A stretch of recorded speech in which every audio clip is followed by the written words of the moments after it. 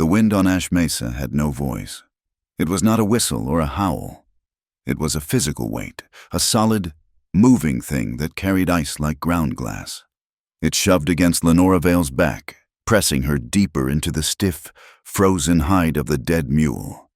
She had found it 3 hours past sundown, a dark shape against the snow-dusted pale of the plain. The animal's death was recent enough that a phantom warmth still clung to its core, a memory of life that the wind had not yet scoured away. Lenora, in her torn cotton shift and threadbare coat, had curled into the lee of its belly, pulling her own ragged blanket over them both. She was not sheltering with the dead, she was stealing its last offering. Her lips were split, 2 frozen cracks that bled sluggishly when she moved them. She tasted the iron, sharp and metallic against the dull background of cold. She kept her eyes open. Sleep was a betrayal, a white-shrouded mistress that would pull her down and not let her up. Her gaze scanned the horizon, a bruised purple line where the ground met the sky. She was listening for the one sound the wind could not mask, the rhythmic, percussive beat of shod horses moving fast. They were coming. They were always coming. The air smelled of damp leather, frozen needlegrass, and the first faint wisp of smoke, though from where, she could not tell. It was a cruel trick of the air. Above, the moon hung low, a tarnished silver dollar that offered light but no comfort, no heat.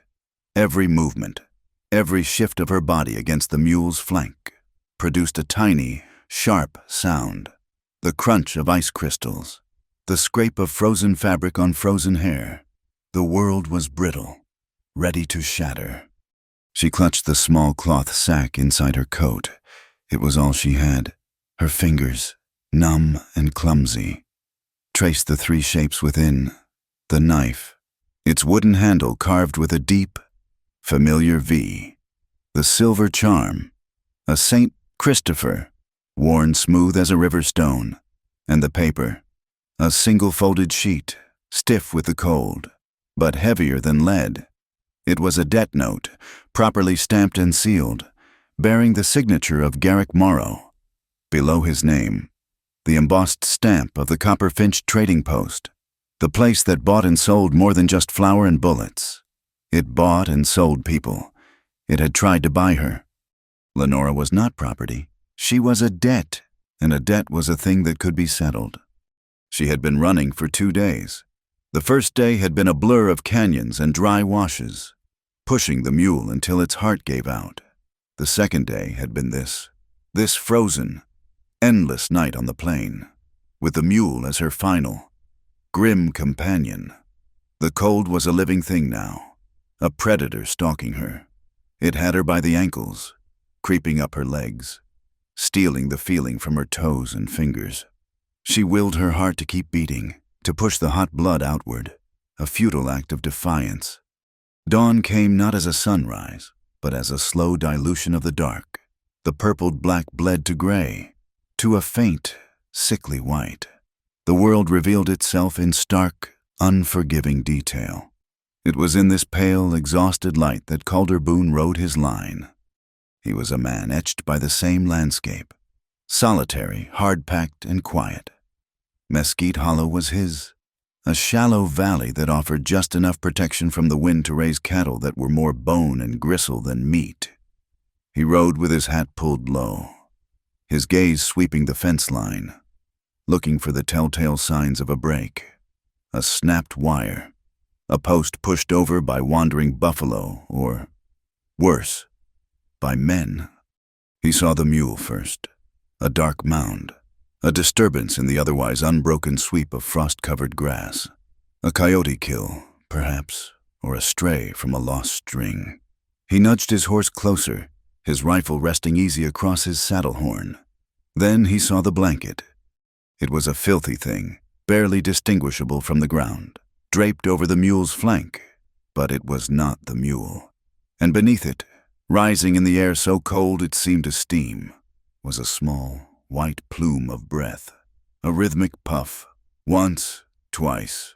Life. Calder dismounted, his boots making no sound on the frozen earth. He kept his rifle in its scabbard. He walked slowly, his movements deliberate. He reached the mound and paused, his shadow falling over the blanket. He saw the edge of a boot, worn through at the toe. He saw a tangle of dark hair, matted with mud and ice. He reached down, his gloved hand closing on the corner of the blanket, and lifted it. Lenora Vale exploded from the ground. She moved not like a person, but like a spring trap. She uncoiled with a gasp that was half snarl, rolling away from him, and came up on one knee. The cloth sack was in one hand, the V-knife was in the other. Her face was a mask of dirt, blood, and frost. But her eyes were clean. They were a pale, piercing gray, and they were alive with a fire that had no place in this frozen landscape. They burned with an absolute, terrifying vigilance. There was no plea in them, no fear, only the flat, cold assessment of a new threat. Calder Boone stood very still. He looked at the mule, then at her. He saw the hollows in her cheeks, the blue tinge of her skin beneath the grime. He saw the knife, held low but steady, the blade gleaming with a cold, flat light. Slowly, deliberately, he unbuttoned his coat. It was a thick wool mackinaw, lined with fleece, smelling of wood smoke and clean sweat. He shrugged it off his shoulders, the cold hitting him instantly. A sharp slap. He did not hand it to her. He did not toss it. He folded it once, neatly, and laid it on the ground between them. It formed a line, a boundary. "I have warm water," he said. His voice was rough from disuse, but steady. "And a straw bed. No questions until you've slept." Lenora's eyes did not waver. She did not look at the coat. She looked at his face, at his hands, at the horse standing placidly behind him. She did not believe him. Trust was a luxury, a coin she had spent her last of years ago. Her hand tightened on the knife, the blade angled slightly upward. Ready. Calder saw the movement. He did not flinch. He took half a step back, widening the space between them. He put his empty, gloved hands out, palms slightly open. It was not a gesture of surrender, but of plain speaking. "I've known this kind of cold to take a life," he said, and his gaze was steady as hers. He was not talking about the weather. He was talking about the dead look in the eyes of a person who has given up. He was not seeing that in her, and this was the crux of the moment. He saw the fight. He was honoring it. The silence that followed stretched thin, brittle as the ice. The only sound was the stamp of his horse and the endless rushing whisper of the wind. Then, from a high ridge miles away, a single sharp cry, a crow calling to the dead dawn. The sound broke the standoff. Lenora's shoulders, held rigid for so long, dropped by a fraction. She did not put the knife away, but she used it, the blunt side, to push herself up. She stood, she swayed, a sudden vertigo washing over her as the blood rushed from her head. She put a hand on the mule's icy flank to steady herself. When she took her first step, she limped, her right leg stiff and protesting. Calder turned his back on her. It was the greatest gift he could offer. He walked to his horse, mounted, and waited. She looked at the coat on the ground, a heavy, warm promise. She looked at his back, a large, solid target. She looked at the horizon where the sun was now a weak, watery smear. She knew, with chilling certainty, that Garrick Morrow's men would be riding this way, scanning the open plain, looking for just this, a dark shape, a body. She picked up the coat. It was heavy, impossibly warm. She did not put it on. She slung it over one shoulder, her knife still in her hand, and began to walk. She followed him. She kept her distance. She watched the way he sat his horse, the way his head never turned. Though she knew he was listening, she kept herself exactly 10 paces behind him, just outside the range of a sudden lunge, but just within the range of a perfectly thrown knife. It was a new, fragile, and dangerous kind of truce. and it was the only one they had. Calder's barn was a different world from the mesa. The door slid shut on a heavy, groaning track, and the sound of the wind was instantly muffled, reduced to a distant, hollow moan. The air inside was dark, thick, and alive. It smelled of sweet, dry hay, the warm, dusty scent of horses, and the faint, acidic tang of old manure. It was the smell of life, enclosed and preserved. 2 horses shifted in their stalls, their massive bodies radiating a slow, steady heat. A single lantern, its flame turned low, hung from a high beam, casting deep, soft shadows that danced in the corners. In the center of the earthen floor, a small pot-bellied stove glowed with a dull, cherry-red heat. Calder moved without a word. He went to a barrel near the door, a thin layer of ice covering the water's surface. He broke it with a tin dipper, filled a kettle, and placed it on the stove. He did not look at her. He gave her his back, busying himself with checking the latch on a stall, his movements unhurried. Lenora stood just inside the doorway, his coat still clutched in her hand. The sudden absence of the wind's assault made her feel lightheaded, and the wave of warmth from the stove sent a painful, pins and needles shock through her frozen skin. She began to shiver, a deep, uncontrollable tremor that shook her from her teeth down to her heels. The knife was still in her right hand, held low. Her eyes, accustomed to the moon-gray dark, quickly cataloged the space. The main door, the one they'd entered, was solid, with a thick wooden bar resting in brackets beside it. A potential barricade. To the left, a small, high window, barely a square foot, covered in grime. Too small to climb through, but big enough to watch from. On the far side, a hayloft, its ladder in deep shadow, an ambush point, or a final escape. The kettle began to hiss, a small, comforting sound. Calder took a tin mug from a nail, poured the steaming water, then added a splash of cold from the barrel. He set the mug on a 3-legged stool near the stove, and then he turned his back again, walking over to his horse to loosen its cinch. He was giving her space. He was pretending not to see her shake. He was pretending not to see the knife. Lenora's thirst, held at bay by the cold, was now a raw, scraping need in her throat. She moved slowly, her limping leg dragging slightly. She kept her eyes on him. His back was broad. He wore red suspenders over a flannel shirt. He was strong, but he was not posturing. He was just working. She reached the stool.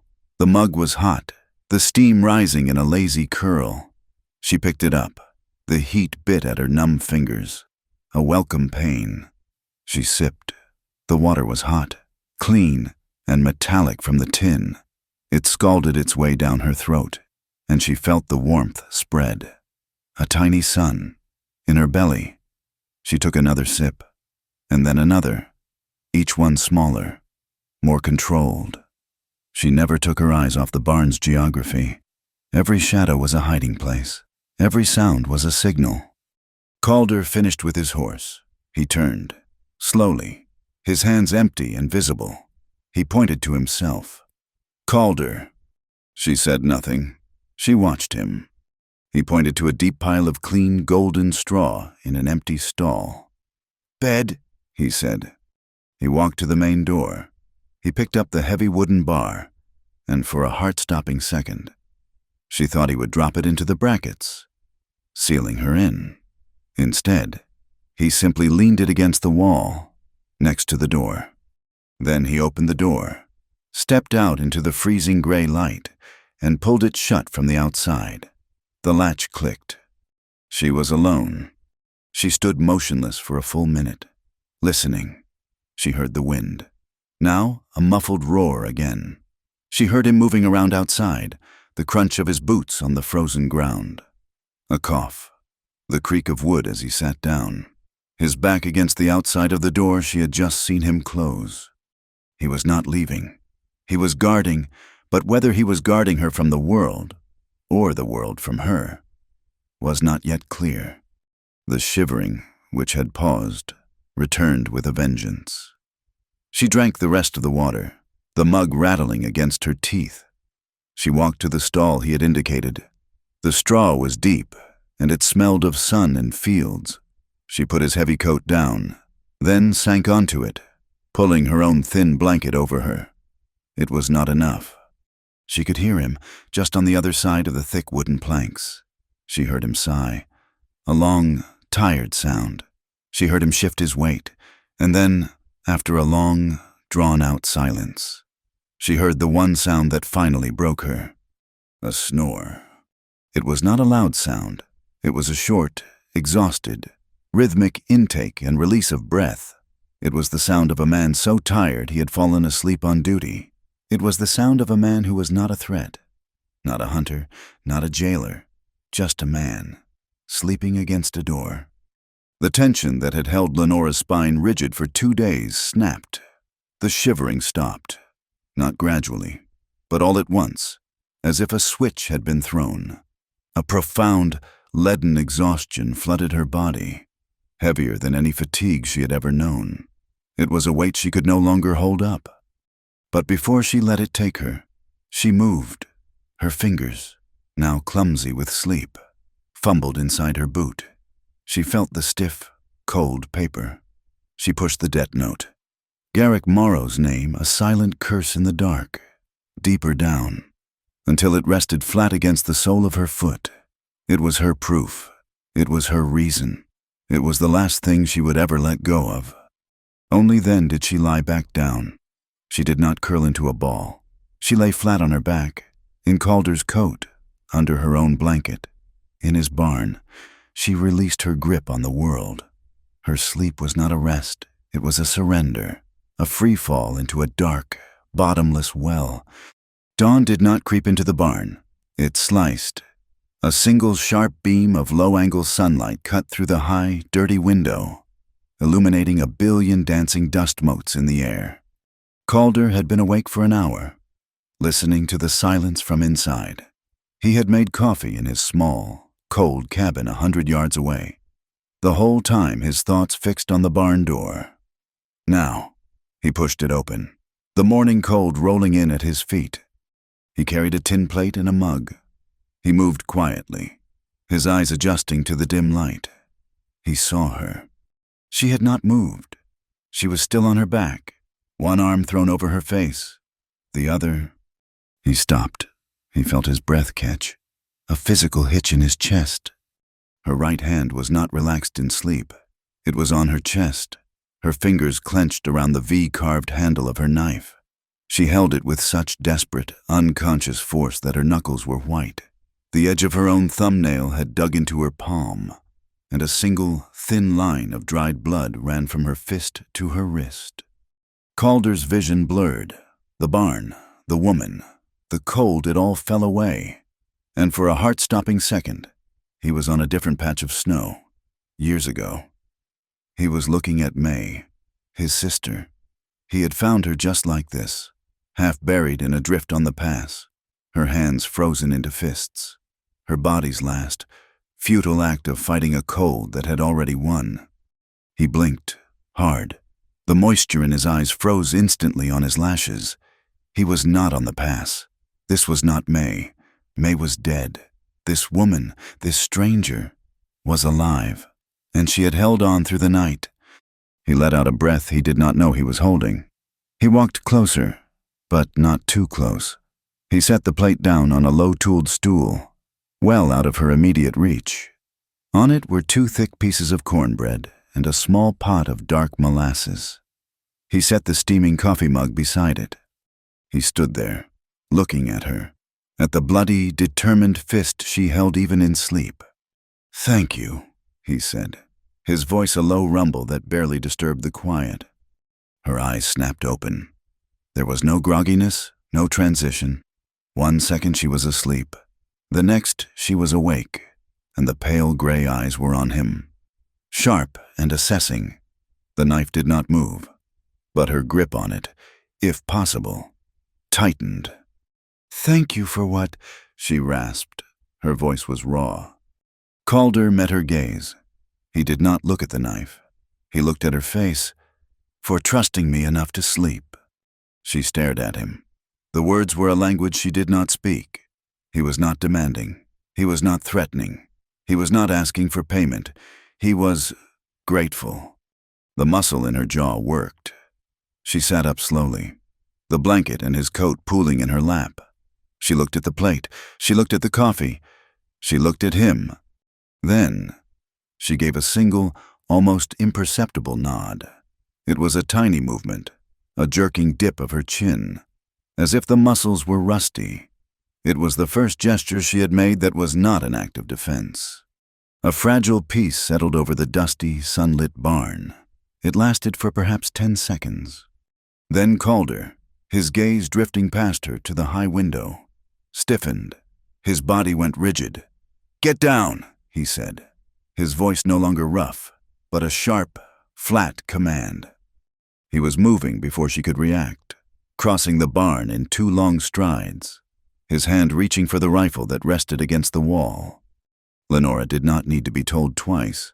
She rolled from the straw, knife in hand, pressing her back to the solid wood of the stall. On the snowy slope above the hollow, clear as day in the bright, unforgiving morning, 3 riders sat their horses. They were still, dark silhouettes against the white. They were not just shapes. They were metal. They were gun metal, and the cold, hard glint of the morning sun flashing off a rifle barrel. They had found her. The plate and mug were on the stool. The men were on the ridge. Calder Boone moved, a swift, economical motion, and snatched the rifle from the wall. He did not run to the door. He moved to the small, grimy window and looked. 3 riders, just sitting. Their horses steamed in the cold. They were far enough away to be safe, but close enough to be an insult, a statement. They were not looking at the barn. They were looking at the small, stone-built cabin and the plume of smoke rising from its chimney. They knew where he lived. "Stay here," he said to Lenora, his voice low. "Stay away from the door." He slid the barn door open just enough to slip out, pulling it shut behind him. The bar did not drop. He was trusting her not to run, or trusting himself to be faster. Outside, he put 2 fingers to his lips and let out a whistle so sharp it cut through the wind. It was not a signal of alarm. It was a summons. From the lean-to behind the cabin, a figure emerged, carrying a bucket.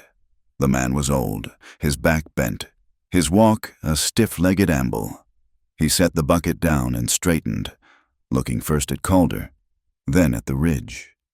He nodded. Once. Lenora, her back pressed to the stall, heard the whistle.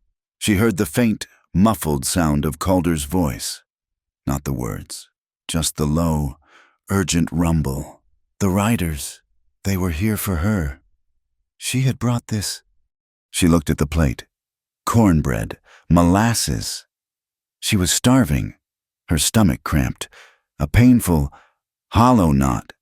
She grabbed a piece of the bread, her hands shaking, and crammed it into her mouth. It was dry, coarse, and beautiful. She ate it all, ravenously, licking the crumbs from her fingers. She drank the coffee, which was black, bitter, and scalding hot. It burned a path down to her stomach and hit the cornbread.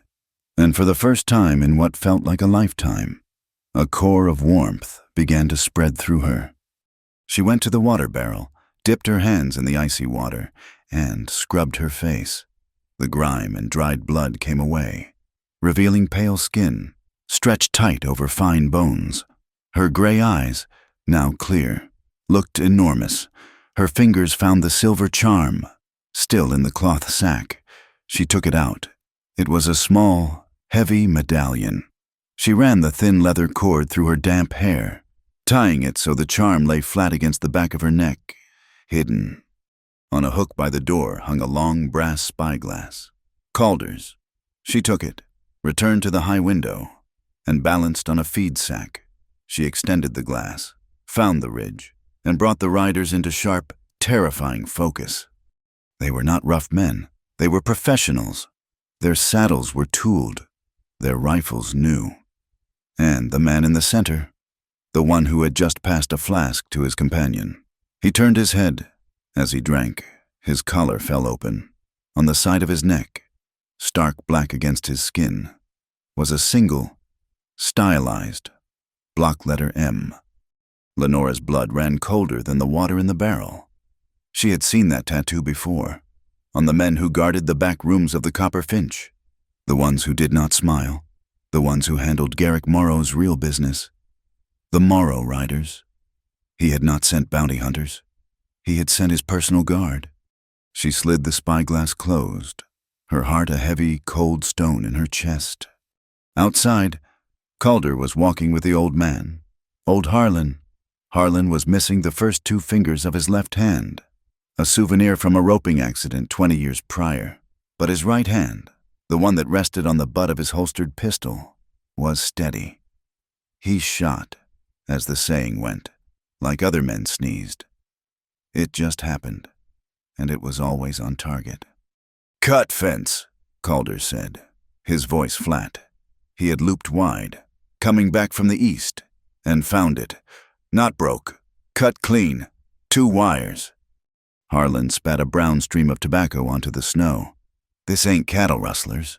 Rustlers don't sit on a ridge in broad daylight. They're here for a person." His eyes, bright and blue as a winter sky, flicked to the barn. "Who is she?" "Calder." Calder stopped, turning to face his oldest friend. He looked at the smoking chimney, at the quiet barn, at the whole of his small, hard-won world. "She is someone," he said, his voice low, "who needs to choose for herself." "Well," Harlan grunted, "looks like her choices just ran out." As if summoned, the barn door slid open. Lenora stood there, framed in the dark opening. She had put on his heavy coat, the sleeves rolled up, but she held his spyglass in her hand, offering it back. She walked toward them, her limp less pronounced now, the food and warmth having worked a small magic. She stopped 10 feet away. "You should not be in this," she said, her voice clear, no longer a rasp. "They are the Morrow Riders. They are here for me. I will leave. Take a horse, or just walk. It will pull them away from your land." She said it flatly, an offer of terms, but her eyes, Calder noted, were not on him. They were on his house, the low, stone cabin, built to withstand a blizzard or a bullet. It was square and plain and solid, and she was looking at it as if she were starving and it were a loaf of bread. A strange, unfamiliar longing flickered across her face, the look of a person who had never had a place. "Too late for that," Harlan said, gesturing with his chin to the ridge. "They saw you. They saw you walk from his barn. You're his, as far as they're a-knowin', and that makes this his fight." "She is not his," Calder said, the words sharp. He looked at Lenora. "Leaving will not work. They will ride you down before you clear the valley, and then they will come back here for us, for being witnesses. That's how Morrow works." The name, spoken aloud, hung in the air. Lenora's gaze snapped to him. "You know him?" "I know of him," Calder corrected. "I know the Copperfinch is a blight. I know he owns the sheriff, and he's buying the judge. And I know he deals in indentured labor." He looked hard at her. "Is that what you are?" She reached inside her boot, not for the knife, but for the paper. She pulled out the folded, stiff document. She did not hand it to him. She held it. "This says I owe him $200. It says I am committed to his service until it is paid. He sold me. He calls it an indenture. It is a chain." "And you broke it," Calder finished. "I did," she said. Then she took a breath. She had to give them the rest, or they would be fighting blind. "And I took something when I left, something he wants back more than me." Harlan, who had been listening, pulled a rifle from the scabbard on his own horse. He began checking the action, his good hand moving with fluid speed. "Go on," he said, not looking up. "He keeps a book," Lenora said, her voice dropping, becoming the voice of a conspirator. "A black ledger. It has names, dates, amounts, all the respectable men, the ranch owners, the merchants, even the preacher from Three Forks. It lists every man who bought time with the girls he keeps in the back. The silence that followed was absolute. Harlan stopped cleaning the rifle. Calder's face went blank, his eyes like gray stone. Calder understood. This was not a manhunt. This was a purge. A woman running from a debt was a simple matter. A woman running with a book that could burn half the territory's good men to the ground. That was an entirely different thing. That was a thing that required bullets and fire and no witnesses. "My God, girl," Harlan whispered, a sound of awe. "You didn't just steal his money. You stole his whole town." "I have it," Lenora said, "and he knows I have it." As if to punctuate her words, a sound split the air, a high, clear, two-note whistle from the ridge. It was not the wind. It was not a bird. Harlan snapped the rifle's action shut. "That's it. Scouts calling the others. They're done talking." The storm had arrived. Calder moved. "Harlan, get the herd. Get them down into the south ravine. The one with the overhang. They'll be blind to them there, and they'll be safe from stray shot. Do not," he said, locking eyes with the old man, "engage. Just keep the cattle safe." Harlan nodded, already moving toward his horse, a man with a clear purpose. "You," Calder said to Lenora, "with me now." He did not run to the house, but he walked with long, ground-eating strides. Lenora was right beside him. He pushed the heavy oak door open and shoved her gently inside. "Bar the door." She dropped the heavy wooden bar into the thick iron brackets. The sound was a solid, definitive thud. The house was one room, but it was not small. A large fireplace dominated one wall, a bed in one corner, a table in the center, and shelves full of books, jars, and neatly stacked supplies. It was the most orderly, peaceful place she had ever been. Calder was not looking at the comforts. He was at the table, sweeping aside a tin plate and a book. He unrolled a large sheet of oiled canvas. On it, drawn in charcoal and ink, was a detailed map of Mesquite Hollow and the surrounding canyons. "This is us," he said, his finger on a black square. "The ridge they're on is here." He pointed. "They'll come down the main draw. It's the only way for a group. I can hold them at the porch." Lenora looked at the map, her eyes scanning the lines. The names he had written: Washout Creek, Broken Spur, Hawk's Nest. Her finger shot out, tracing a line, a thin, twisting canyon that snaked behind the main ridge. "What about here?" she asked. Calder squinted. "That's just a wind gap, coyote glass. It's too narrow for a horse, barely wide enough for a man. It's a dead end." "No," Lenora said, her voice certain. "It's not the wind. It screams in there. It sounds like 100 pieces of broken glass. I know it. I came through it to get here. You can't be heard, but you can climb the sides. You can get above them. You can get behind them." Calder looked up from the map, his eyes meeting hers. He had seen her as a victim, then as a survivor. Now he was seeing something else. A soldier. "You," he said, a slow realization dawning, "are not just running. You are fighting." "I am surviving," she corrected, her fingers still resting on the map, on the place called Coyote Glass. "And I will not let him win, not him." Outside, the 3 riders on the ridge had been joined by 4 more. The conference was over. 7 men began to make their way, slow and steady, down the long, snowy slope toward the small stone house. The main group of 7 held their position on the ridge, a dark, unmoving line of men and horses. They were patient, but 3 of them were not. 3 broke away, nudging their horses into a canter, fanning out as they descended the slope. It was not an attack.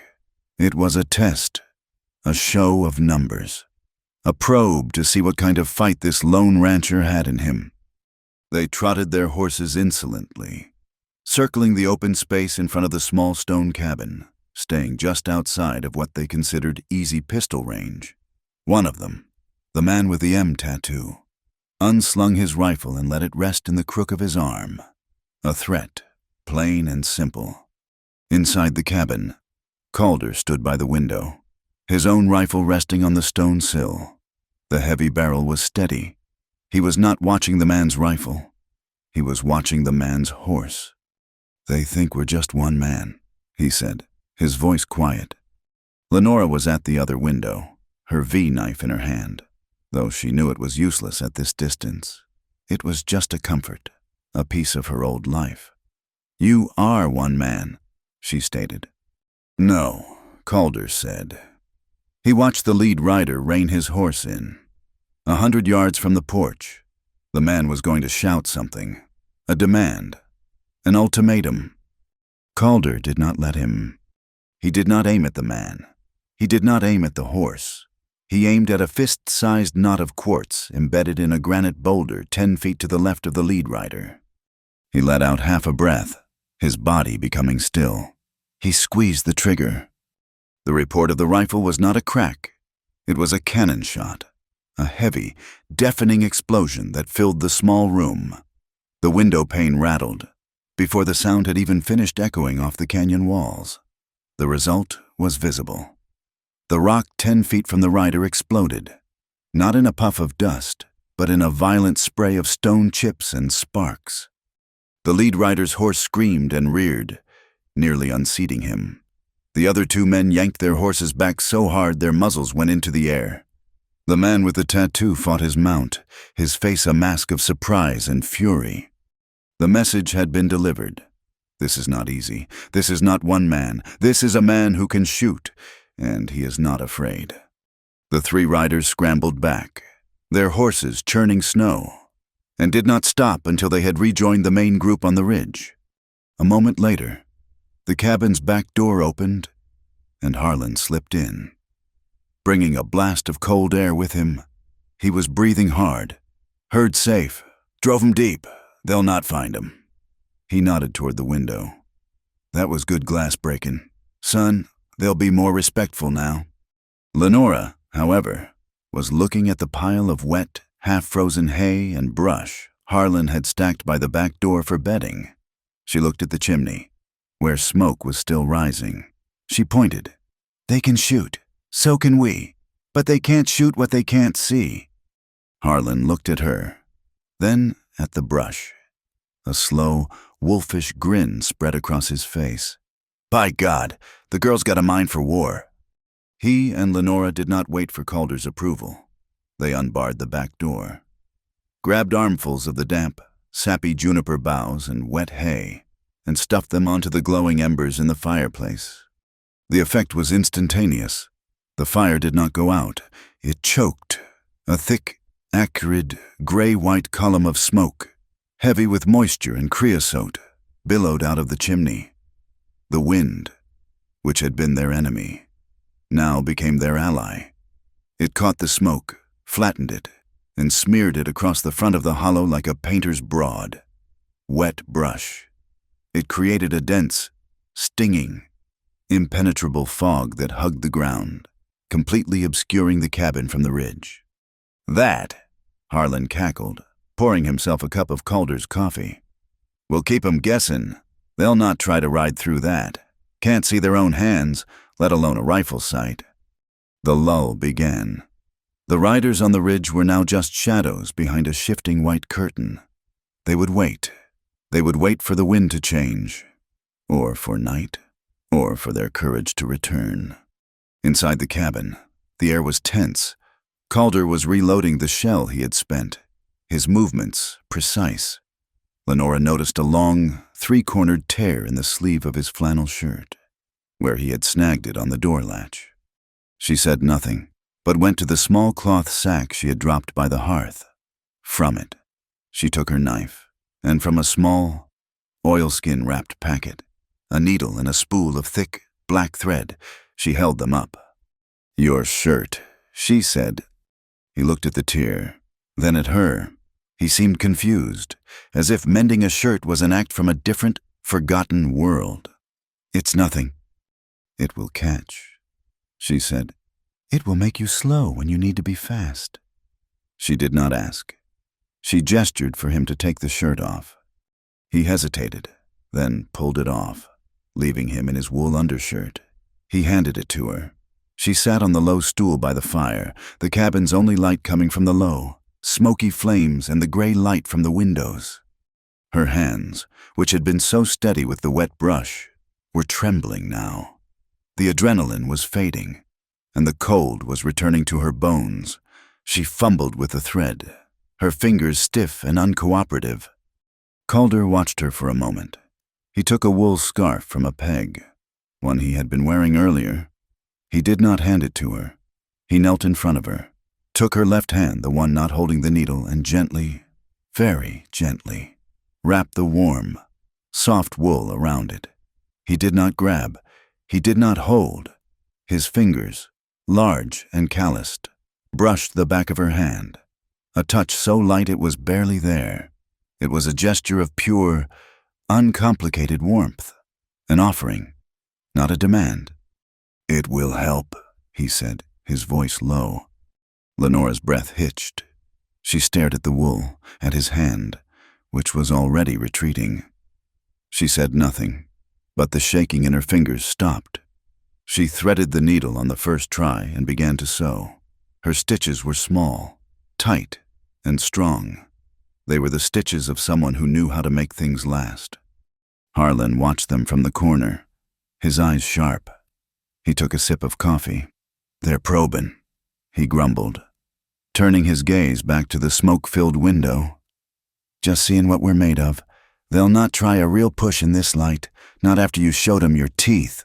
Tonight," he said, and the word landed with a heavy thud. "Tonight's the real fight. They'll wait for the dark. Try to burn us out." Lenora's needle paused. She looked at the small, perfect stitches. "There was a girl," she said, her voice so quiet they had to lean in. "At the Copper Finch. Her name was Mira Talbot. She was young, maybe 14. She had a debt note just like mine. Garrick sold her indenture to a freight man from Santa Fe. We heard he never made it to Santa Fe. We heard he sold her again to a mining camp. Mining." She pulled the thread tight, her knuckles white. "She just disappeared into the world. Garrick got his money twice." She looked up, her pale eyes as hard and cold as the quartz Calder had shattered. "I am not leaving," she said, her voice no longer a whisper, but a vow. "Not while Garrick Morrow still breathes." Calder did not argue with her. He did not tell her revenge was a fool's errand. He understood, with a sudden, aching clarity, that this was not about revenge for her. It was about justice. It was about Mira Talbot. He waited until she finished the stitch. "You want to live to see him dealt with, right?" he asked. She looked at him, surprised by the question. "Revenge is cold comfort if you're in the ground," he said. "The living part, that's the part we do first. The rest comes after." It was a promise, stated as a fact. Live first. She finished the seam, bit the thread, and handed him the shirt. It was stronger than it had been before. The light in the cabin was failing. The sun was setting. A raw, red gash across the western ridges. The wind had a new sound, a deeper moan, and it carried the sharp, electric smell of distant rain. Calder stood up and pulled his rifle from the sill. "You know how to use one of these?" Lenora shook her head. "Just the knife." He took an older, smaller carbine from the wall rack. "This one, it's lighter. It doesn't kick as hard." He brought her to the window. They stood side by side, their shoulders not quite touching, but aware of each other. A shared space of warmth. "You don't pull a trigger," he said, his voice a low rumble by her ear. "You squeeze it, you breathe out, all the way. And in that quiet spot, when there's no air in you, that's when you squeeze." He put the rifle in her hands. It was heavy, but balanced. He showed her how to brace it against her shoulder, how to sight down the long barrel. His hand covered hers on the stock for a moment, guiding her, his touch calloused and sure. "See the fence post, the one with the broken top," he murmured. "Find the knot in it. Don't look at anything else. Just the knot. Breathe out." She did. She let the air hiss from her lungs. The world narrowed, the smoke swirled, and for a second, she saw the knot. She squeezed. The carbine's crack was sharp, lighter than his rifle. The stock bucked, a hard, solid punch into her shoulder.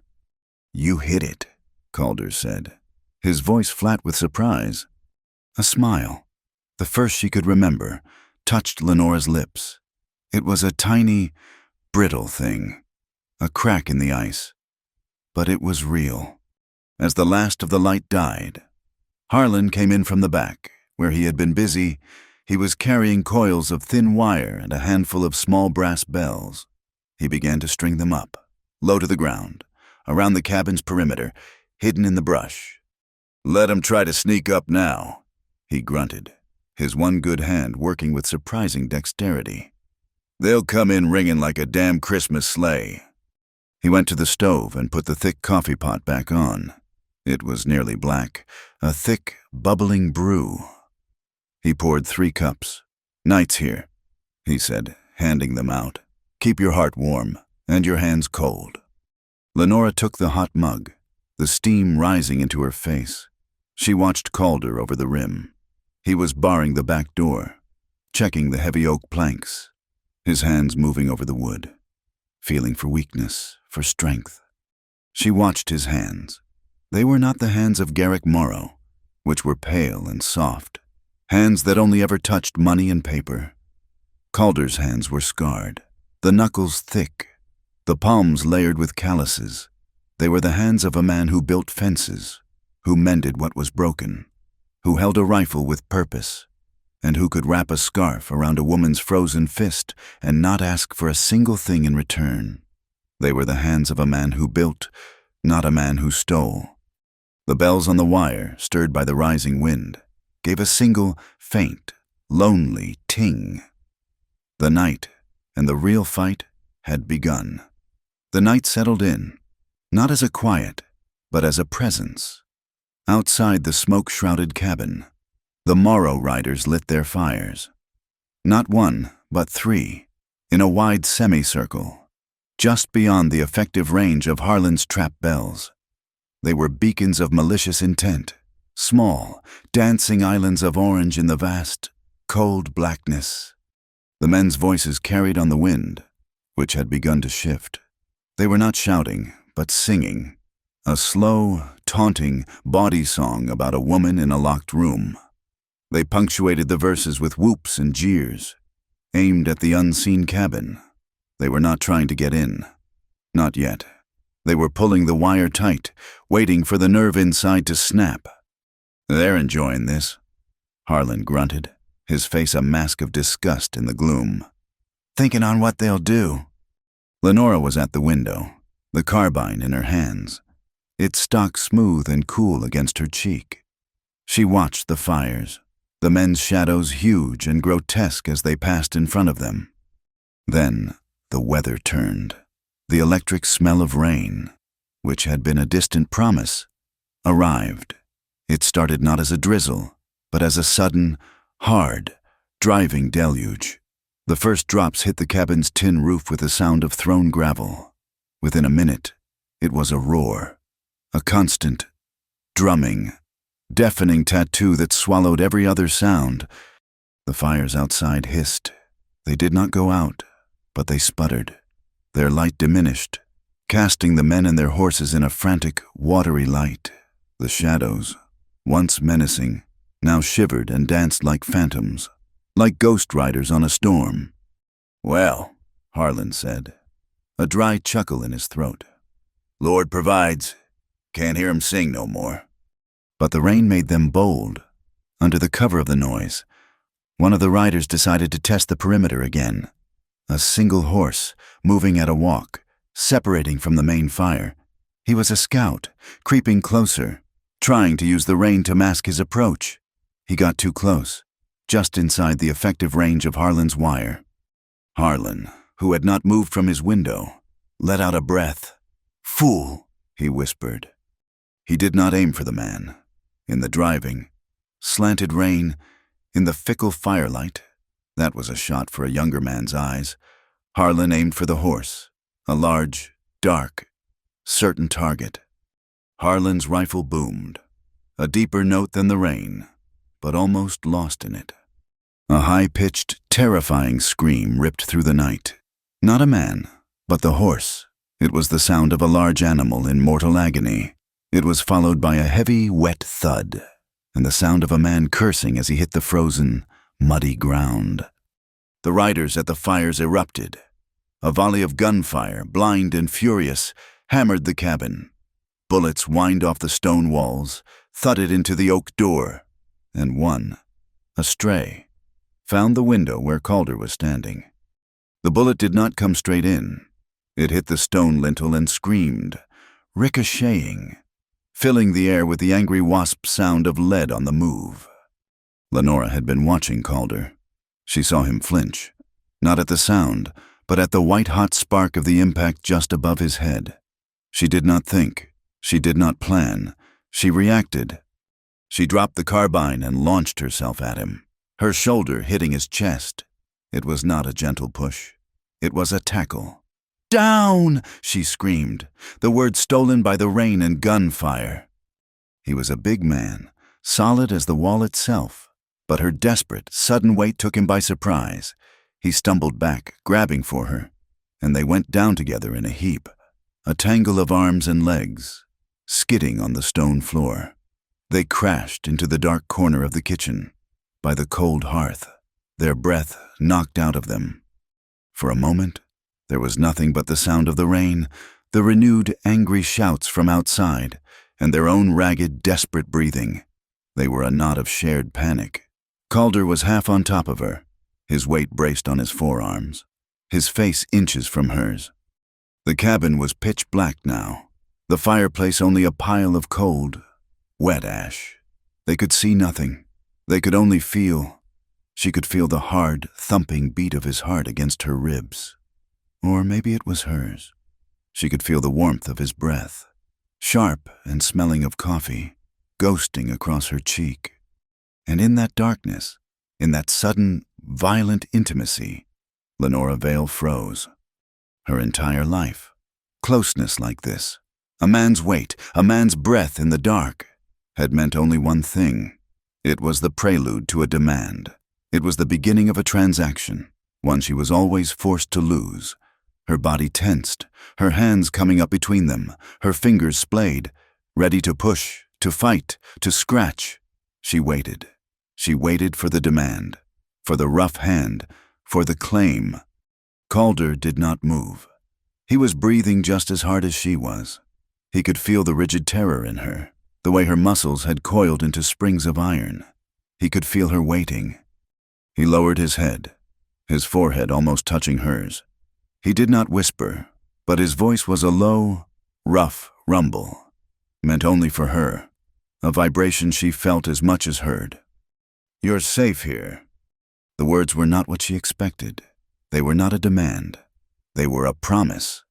They were an absolution. He pushed himself up, slowly, giving her space, rising to his knees and offering a hand to help her up. She ignored it, scrambling to her feet on her own, her body still humming with adrenaline. She backed away, putting the kitchen table between them, her chest heaving. The cabin was silent again. Save for the storm, Harlan was at the window, rifle ready, peering into the wet dark. "That's the last they'll try till sunup," he said, his voice satisfyingly calm. "They lost a horse, and they lost their nerve." Calder moved to the dying fire, struck a match, and lit the single lantern on the table.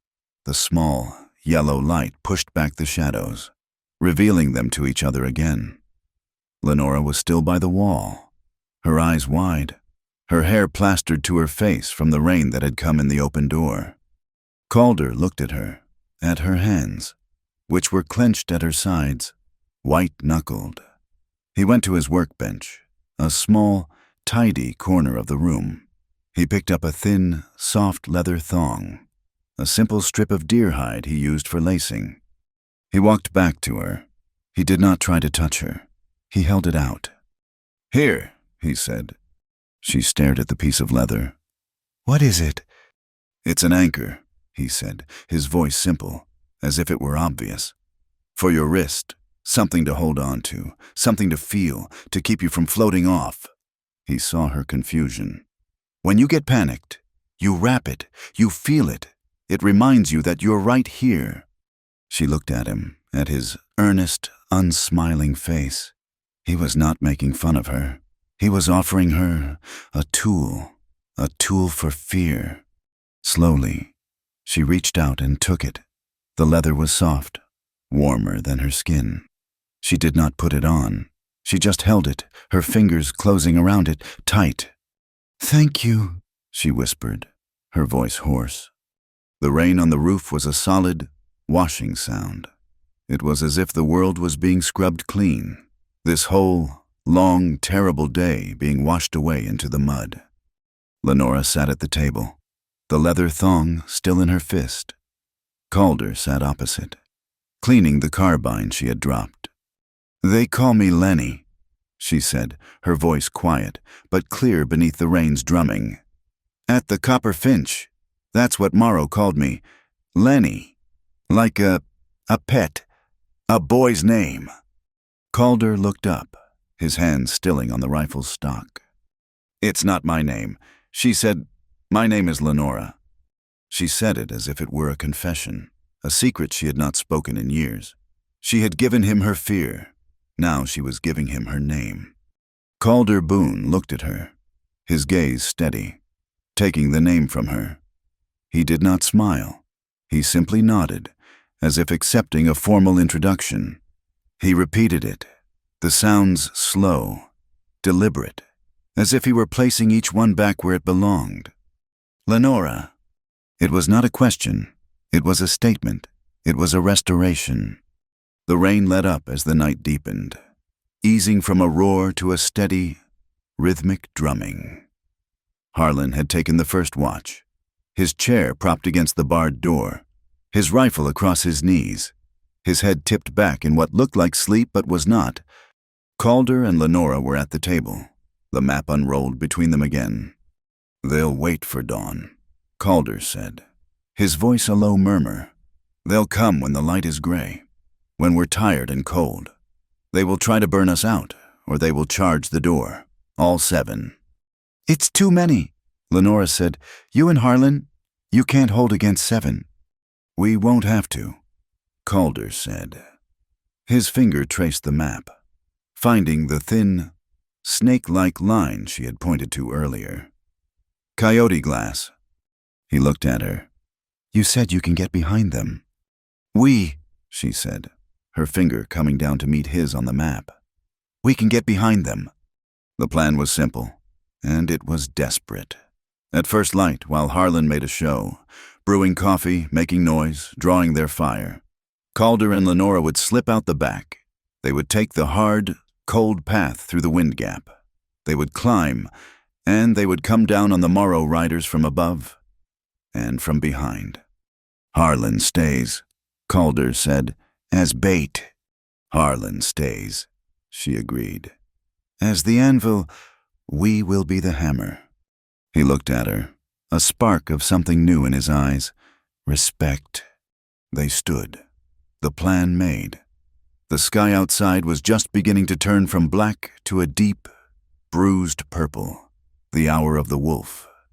"It's time," Calder said. He pulled his rifle from the rack and checked it one last time.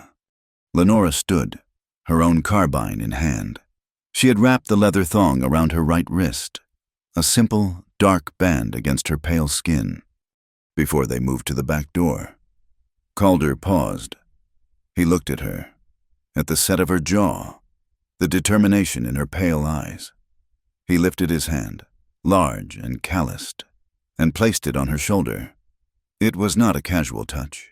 It was firm, warm, and heavy, a gesture of alliance, a soldier's blessing. Lenora, who had flinched from his weight in the darkness, did not pull away. For a single, fleeting second, she did the opposite. She leaned into the touch, just a fraction of an inch, her head tipping toward his hand. It was a small, fragile, and utterly voluntary act of trust. A body that had only known to fight or to flee was, for the first time, choosing to be still.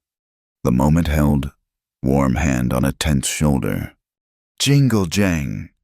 The sound was sharp, metallic, and impossibly loud in the quiet cabin. It was not the wind. It was Harlan's bells, the ones on the front porch. They both went rigid. They did not jump. They snapped to attention, their bodies tensing, their heads turning as one toward the door. The moment of softness was gone. Shattered, they stood shoulder to shoulder, a two-person firing line. Harlan was already on his feet, his rifle at his hip. His eyes narrowed. "Someone," he whispered, his voice a venomous hiss, "is on the porch." There was a heavy, booted step, then another, then a voice. It was not a shout. It was a smooth, cultured, almost pleasant baritone, a voice of commerce. "Calder Boone," the voice called, as if announcing a dinner guest. "I know you are in there, and I know you have my property." Lenora's blood turned to ice. She knew that voice. It was not a rider. It was not a scout. Outside the door, standing in the pre-dawn rain, a man in a black oilskin cloak and a fine, wide-brimmed hat smiled, as if he had just bought the entire town. Garrick Morrow had come himself. The man on the porch was not a ruffian. He was the opposite. In the gray, watery light of the false dawn, Garrick Morrow was immaculate. His black, broadcloth cloak was slick with rain, his expensive hat unblemished by the storm. He stood in the mud and water as if it were a carpeted drawing room, and his smile was a small, precise, and utterly cold thing. He held a piece of paper in his gloved hand, the seal of the Copper Finch trading post hanging from it like a drop of dried blood. Mr. Boone," Garrick said, his voice carrying effortlessly over the sound of the dripping rain. "A pleasure. I am here for a piece of property, one that has wandered. I am told you are in the business of harboring stray, debt-bound assets." He held up the paper, letting it unfurl. "Lenora's debt note. This document is ironclad. I will thank you to return the goods, and we can avoid any further unpleasantness." Calder stood in the shadow of the doorway, his rifle held low, pointed at the floor. He did not look at the paper. He looked at Morrow. "Men aren't goods," he said, his voice a low, flat statement. "And they are not assets, especially not on my land." From the darkness by the hearth, Harlan let out a short, sharp laugh, a sound like a dog's bark. "You come here waving paper," he called out, his voice full of gravel and mockery. "We got something better. We got the truth." Garrick Morrow's smile tightened, his eyes narrowing, shifting to find the old man in the gloom. He was about to speak, to order his men, who were now fanned out in the yard, their rifles raised. "He's right," a new voice said. The voice was clear, calm, and steady, and it came from the side. Garrick turned. His men turned. Lenora was standing at the side window, the one that looked out onto the porch. She had broken the glass. The barrel of the small carbine rested on the sill, but it was not pointed at Morrow. It was pointed at the ground, a gesture of calm. Her face, pale and rain-streaked, was impassive. "You brought my debt note," she said, her voice cutting through the damp air. "And I have your black ledger." The silence that followed was absolute. The rain, the wind, the breathing of the horses, it all stopped. The Morrow riders, men who were paid to be violent, looked at each other, their bravado gone, replaced by a sudden, cold, personal fear. They had not been told this part. Garrick's face, for 1 second, lost its composure. A flash of pure, unadulterated fury passed over it, so quick it was almost invisible. He recovered, smoothing his features into a mask of amusement. "A fantasy," he said, waving a dismissive hand. "A desperate lie from a desperate—" "Judge Rook is in town." Calder cut in, his voice casual, as if discussing the weather. "He's at the territorial office. He's an old-fashioned man. Hates to have his name, or the names of his friends, sullied by gossip. He takes his honor very seriously. I imagine he would find such a ledger fascinating reading." This was the pivot. This was the moment the game changed from a manhunt to a negotiation. Garrick's eyes flicked from Calder to Lenora, calculating. He knew Calder was right. A firefight here was no longer a simple cleanup. It was the destruction of evidence. And it was a risk. He needed that book, not her. He opened his mouth to make a new offer, to bargain, to buy his way out. And at that exact moment, the sky split open. A single, blinding, jagged fork of lightning struck the high ridge above the cabin. It did not just flash, it hit, with a sound that was not thunder but a cataclysmic, tearing explosion. The world was lit in a stark, skeletal white, and then plunged into a darkness made blacker by the afterimage. The world dissolved into chaos. Horses screamed, men shouted, blinded. The riders in the yard, their nerves already frayed, fired their rifles at nothing, at the ghosts in their eyes. In that single violent second of opportunity, Lenora did not hesitate. She was not a strategist. She was a survivor. She did not go out the back. She was through the open, broken window in a flash, landing in the mud of the water trough, the carbine in one hand, her V-knife in the other. She did not run from the riders. She ran at them. Morrow, blinded and furious, was shouting orders. "Get her, get the book!" His men were fumbling, their horses rearing. They had tied their mounts to a long picket line, a rope stretched between the porch post and a high-branched pine.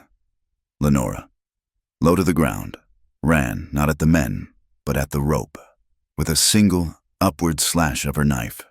She cut the thick hemp line. The horses were free, and they were terrified. They bolted, a stampede of panic, scattering in every direction, ripping their reins from the hands of the men who were holding them, crashing through the yard, through the lingering cook fires, and into the night. "Get the horses!" one of the riders screamed in panic. Calder was out the door a second after her. He was not there to fight the men.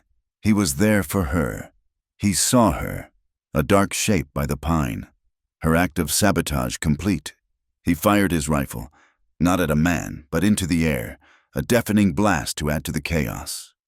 "Lenora, this way!" he roared. He grabbed her arm, his grip like a steel band, and did not run toward the house, but away from it, pulling her through the churning mud, past the barn, and toward the sheer, black wall of rock that formed the back of the hollow. He dragged her into the narrow, black cleft in the stone. They were in coyote glass. They did not stop, scrambling over slick boulders, the sound of the storm outside instantly changing.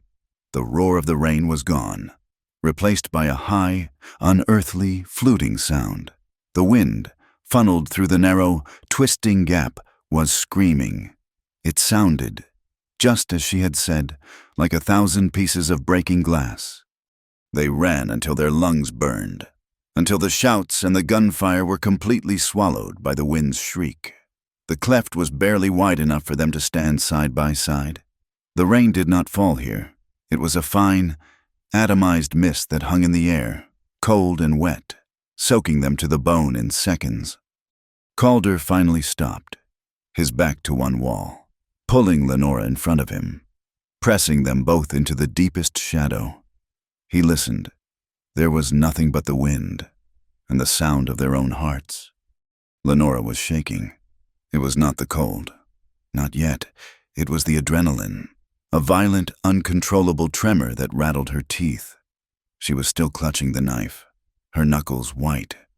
Calder looked at her, his face a pale oval in the gloom.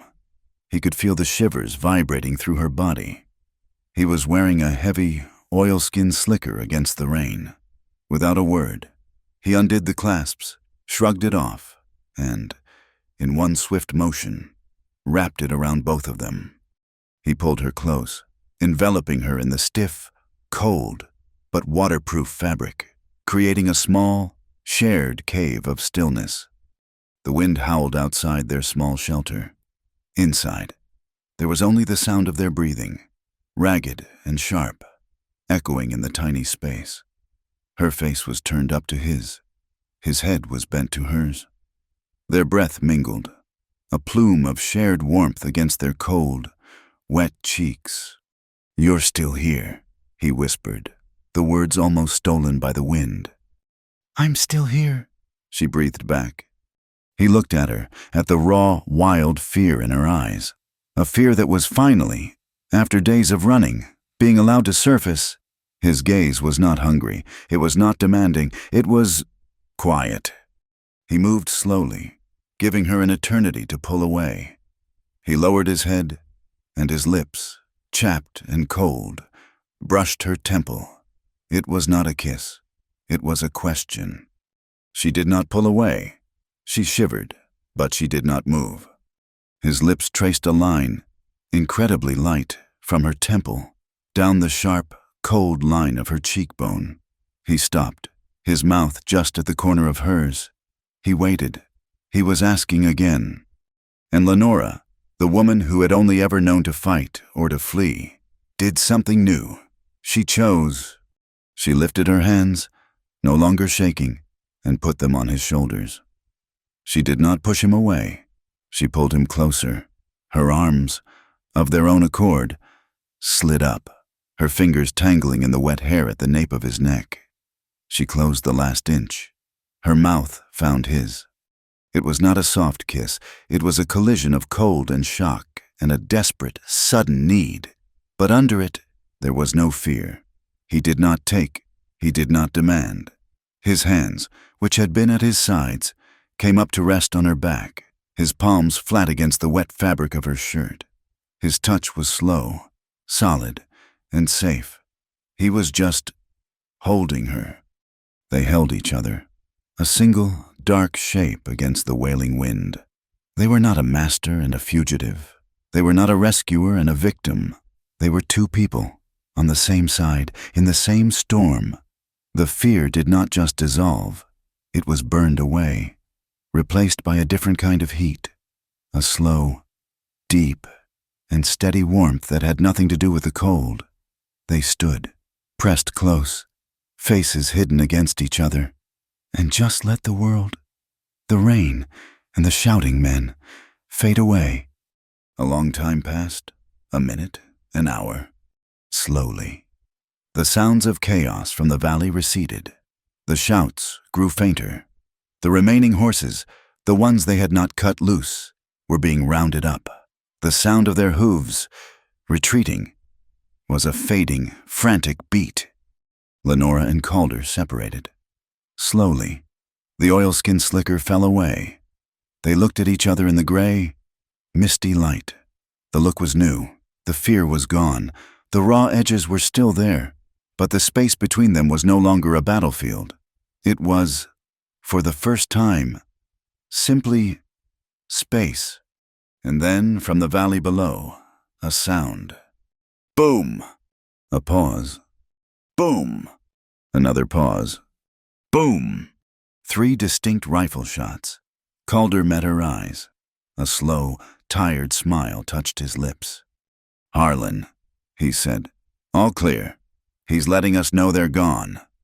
They were gone. For now. They did not return to the cabin. There was nothing left for them there but cold ashes and bad memories. Harlan had gathered the horses, his own and Calder's, along with 2 of the Morrow riders' mounts that had been foolish enough to run toward the barn for shelter. They were good animals, well shod and strong. "Waste not," Harlan had grunted, cinching a saddle for Lenora. They rode east, away from Mesquite Hollow, their backs to the rising sun. Pushing their horses hard for the first hour, they put the canyons and the ravines between them and the hollow. moving toward the vast, empty alkali flats that served as a natural barrier to the north.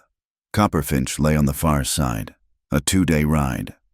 The land changed. The broken, snow-dusted rock gave way to a perfectly flat, white expanse. The Great Salt Pan. It was a sterile, beautiful, and unforgiving place. The air was dry, and the silence was absolute, broken only by the steady, rhythmic plodding of the horses' hooves in the crusty salt. There was nowhere to hide, but also nowhere for an enemy to lurk. They were exposed, and in that they were safe. They rode in a triangle, Harlan in the lead, his eyes constantly scanning the horizon. Calder and Lenora slightly behind, one on each flank. They were a tight, professional unit. On the afternoon of the first day, they stopped to rest the horses. Calder dismounted and unslung the small carbine from his saddle. He handed it to Lenora. "The bottle," he said, pointing to a dark piece of glass 100 yards away, half buried in the salt. "Find the top edge." Lenora took the rifle. It felt familiar now, its weight expected. She stood, her feet apart, just as he had shown her. She raised it, sighting down the barrel. "You're breathing wrong," he said, his voice quiet, not moving toward her. "You're holding your breath. You're waiting. Don't wait. Command it." She let the rifle down, her brow furrowed. "I don't—" "You do," he said. "You're asking the shot to be true. Tell it to be—" He tapped his own chest. "Breathe out. Find the quiet, the spot in the knot. Let the world stop, then squeeze." She looked at him, at his calm, steady eyes. He was not teaching her to shoot. He was teaching her to be calm. He was teaching her his own centered stillness. She raised the carbine again. She did not aim at the bottle. She looked at the tiny, bright point of light on its upper rim. She breathed in. She breathed out, a long, slow hiss. The world did not stop, but it narrowed. The white salt, the blue sky, the brown bottle, the single point of light, her finger, of its own accord, tightened on the trigger. The shot cracked, sharp and clean. The sound absorbed instantly by the vast, open space. The bottle did not explode. It simply vanished. A puff of brown dust was all that remained. Harlan, who had been checking a hoof, spat. "Hell," he said, his voice carrying in the still air. "It's a talent." Lenora looked at the rifle in her hands, then at Calder. A slow, hot feeling of pride, a feeling she had never known, flushed her cheeks. He simply nodded, as if this was the only logical outcome, and took the rifle back to clean it. They reached Wells Dry by nightfall. It was not a town. It was a station, a single long building of adobe mud that served as a telegraph office, a general store, and a saloon, all in one. It was a lonely, wind-blasted outpost of civilization. Harlan sold the 2 extra horses for a good price and bought supplies, coffee, beans, cartridges, and, at Lenora's quiet request, a bottle of black ink, 2 steel nib pens, and a sheaf of thick, clean paper. That night, while Calder and Harlan took turns at watch outside their rented room, Lenora sat at a small, wobbly table, the black ledger open under the light of a single oil lamp. The book felt profane in her hands, a thing of dirt and shadows. She did not copy the whole thing. She copied the most important pages, the summary pages at the front, with their lists of names and their staggering, coded totals, the single page that listed, by date, the payments from Judge R., the page that detailed the sale of Mira Tea. As she wrote, her hand was not the hand of a fugitive. It was the hand of a clerk, precise and steady. She was no longer just a witness. She was becoming a historian. She was creating an insurance policy, a second, cleaner weapon. The rumor was already there, in the bar. A freighter, drinking cheap whiskey, was complaining.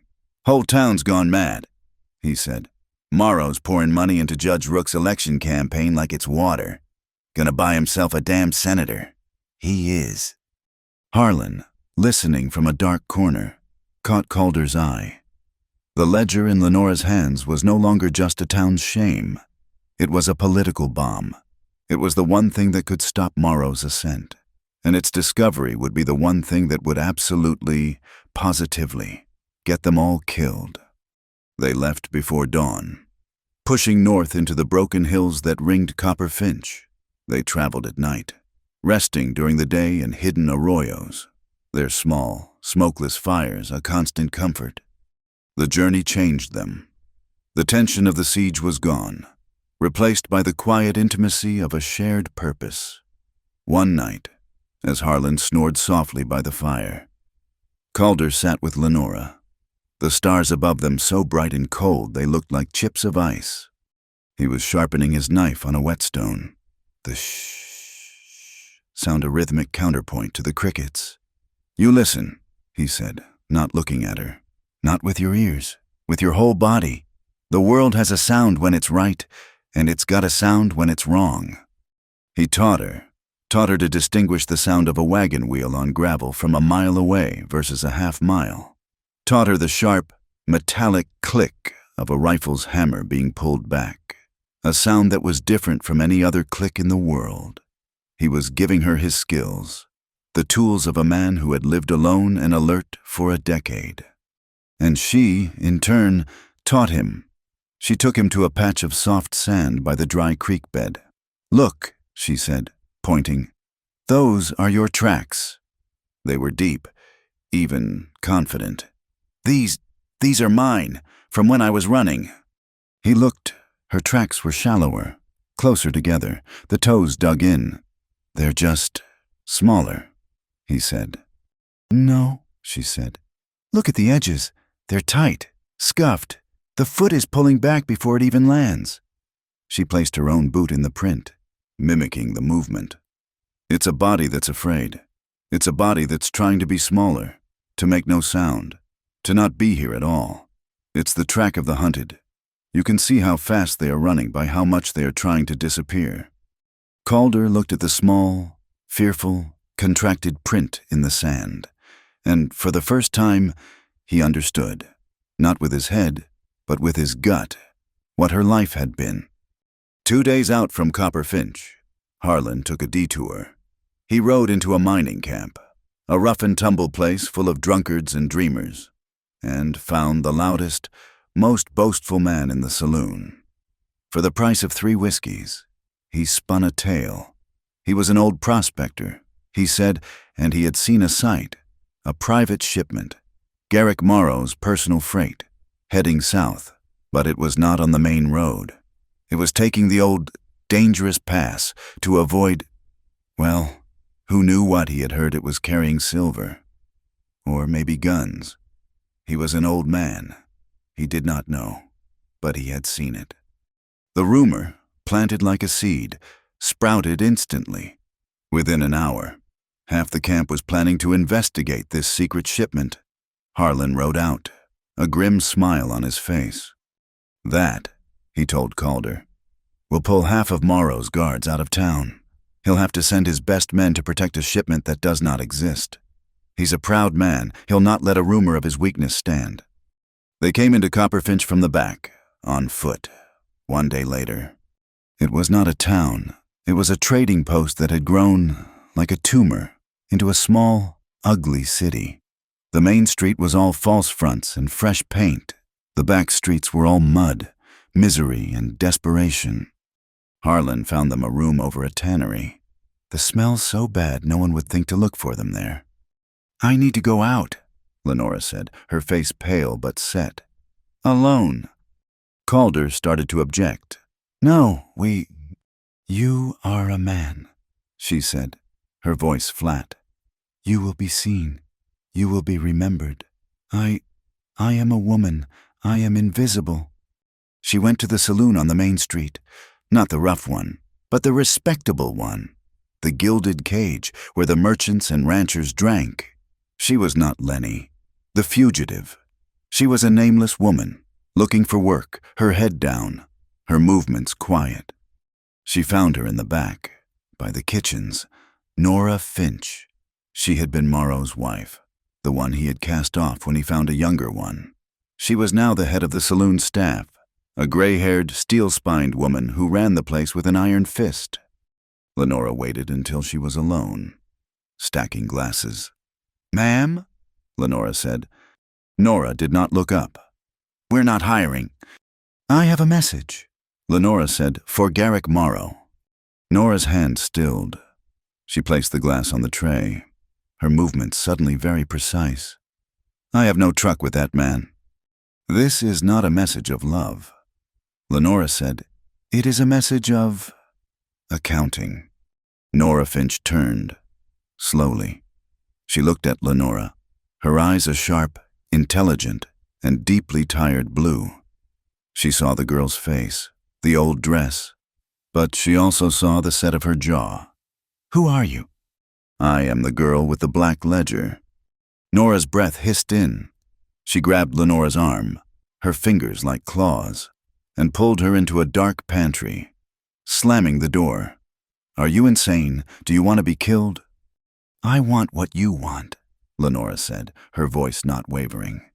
"I want to see him pay his debts." Nora stared at her for a long, hard minute. She was looking for a crack, for a lie, for weakness. She found none. She saw only herself, 20 years younger, and 1,000 times more dangerous. "He keeps his real papers," Nora said, her voice a low hiss. "In the old records room, behind the main desk. It is always locked. He is the only one with a key." "Was," Nora corrected herself. A small, bitter smile touched her lips. She reached down into the bodice of her dress and pulled out a long, thin, silver chain. On it was a single, small, brass key. "I was his wife. I was supposed to forget this. I never forget." She pressed the key into Lenora's hand. "If you do this," she whispered, "do not just wound him. You kill him. You burn it all down. For Mira, and for all the girls who came after me." That night, the air was hot and still. Harlan was asleep. Calder and Lenora sat on the low, flat roof of the tannery, hidden in the shadows, looking out over the sleeping, corrupt town. Calder had acquired a can of peaches. He had pried it open with his knife, and they shared it, eating with their fingers, passing the can back and forth. The syrup was sweet, a ridiculous, childish luxury. Lenora was quiet, her face turned up to the stars. The key was a hard lump in her pocket. She licked a drip of syrup from her finger, and then she laughed. It was not a smile. It was not a chuckle. It was a real, audible, breathless laugh, a sound of pure, uncomplicated delight. Calder froze, the can halfway to his lips. He had never heard her make a sound like it. It was like hearing a stone sing. She saw him staring. The laugh died, and she blushed, a dark, sudden heat. To cover the moment, she did something impossibly bold. She reached out, her fingers still sticky with syrup, and touched it, very lightly, to the corner of his mouth, where a drop had spilled. "You missed a spot," she whispered. His eyes never left hers. He did not move. Slowly, he LCN'd his head, his tongue just touching the spot her finger had been. The air between them was so thick they could barely breathe. "Lenora," he said, his voice rough. "Yes." "When this is done, when it's all over, where will you go?" It was the first time he had spoken of a future. She looked away from him, up at the sky. She thought for a long time. "I don't know," she said, her voice soft. "I have never thought about an after. I will go somewhere," she said, her voice finding its strength, "where I am called by my right name." He looked at her profile against the starlight, the name Lenora on his lips, a name he had helped her reclaim, as if the sky itself was listening. A single, bright spark cut across the velvet blackness, and then another, and another, a meteor shower, a silent, breathtaking rain of light, washing the heavens clean. They said nothing. They just sat, side by side on a dirty roof, sharing a can of peaches, and watched the sky fall. It was a promise, made without a single word. The hour before dawn, the thieves' hour, was not dark. A pale, greasy light, half moon and half impending sun, washed the main street of Copper Finch, making everything look flat and unreal. The mud in the street was a river of gray slate. Harlan moved first. He was no longer an old man. He was a shadow, slipping between the buildings, his pockets heavy with 2 sticks of blasting powder and a short fuse. He was heading for the empty, condemned warehouse at the far end of the street, the one Morrow owned but never used. A perfect, loud, and harmless diversion. Calder came next. He pushed a heavy handcart, its wheels squeaking, piled high with 3 50-pound sacks of flour. He was just another hauler, his head down, his shoulders bowed, making an early delivery to the trading post's kitchen. He wore a broad-brimmed hat that shadowed his face. Lenora was last. She walked, not with fear, but with a brisk, impatient energy. She wore a canvas duster, too large for her, and a delivery clerk's billed cap, pulled low. She carried a leather satchel. She was invisible. Just another piece of the town's morning machinery. They converged at the back door of the Copper Finch trading post. Calder set his handcart down with a heavy thud, as if waiting for the cook. Lenora slipped past him, into the dark alcove of the delivery entrance. Nora Finch's key was cold and sharp in her hand. The lock was old, but well-oiled. It turned with a soundless, satisfying click. Lenora pushed the door open. Calder was right behind her, a solid, warm presence at her back. He did not bring the flour. He brought his rifle, held low. The trading post was a cavern of sleeping smells. Coffee, tobacco, new leather, and dust. Nora's directions had been precise. Past the dry goods, behind the main counter. The door is papered over. Lenora found it, a section of wall covered in peeling, rose-patterned wallpaper. But her fingers found the outline of a door jamb and a small, hidden keyhole. The silver key slid in. Click. They were in. The record room was not a room. It was a closet, a vertical coffin, smelling of dry paper, dead mice, and secrets. A single, tiny, barred window high up let in a sliver of gray light. Calder stood guard at the cracked open door, his rifle a black line in the darkness. Lenora lit the small oil lamp she had carried. The flame leaped up, casting huge, dancing shadows.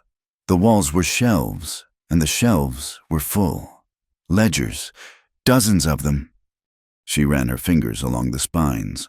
Purchasing, freight, wages, and then, at the back, a row of 3 thick, identical books, bound not in cloth, but in heavy, oiled black leather.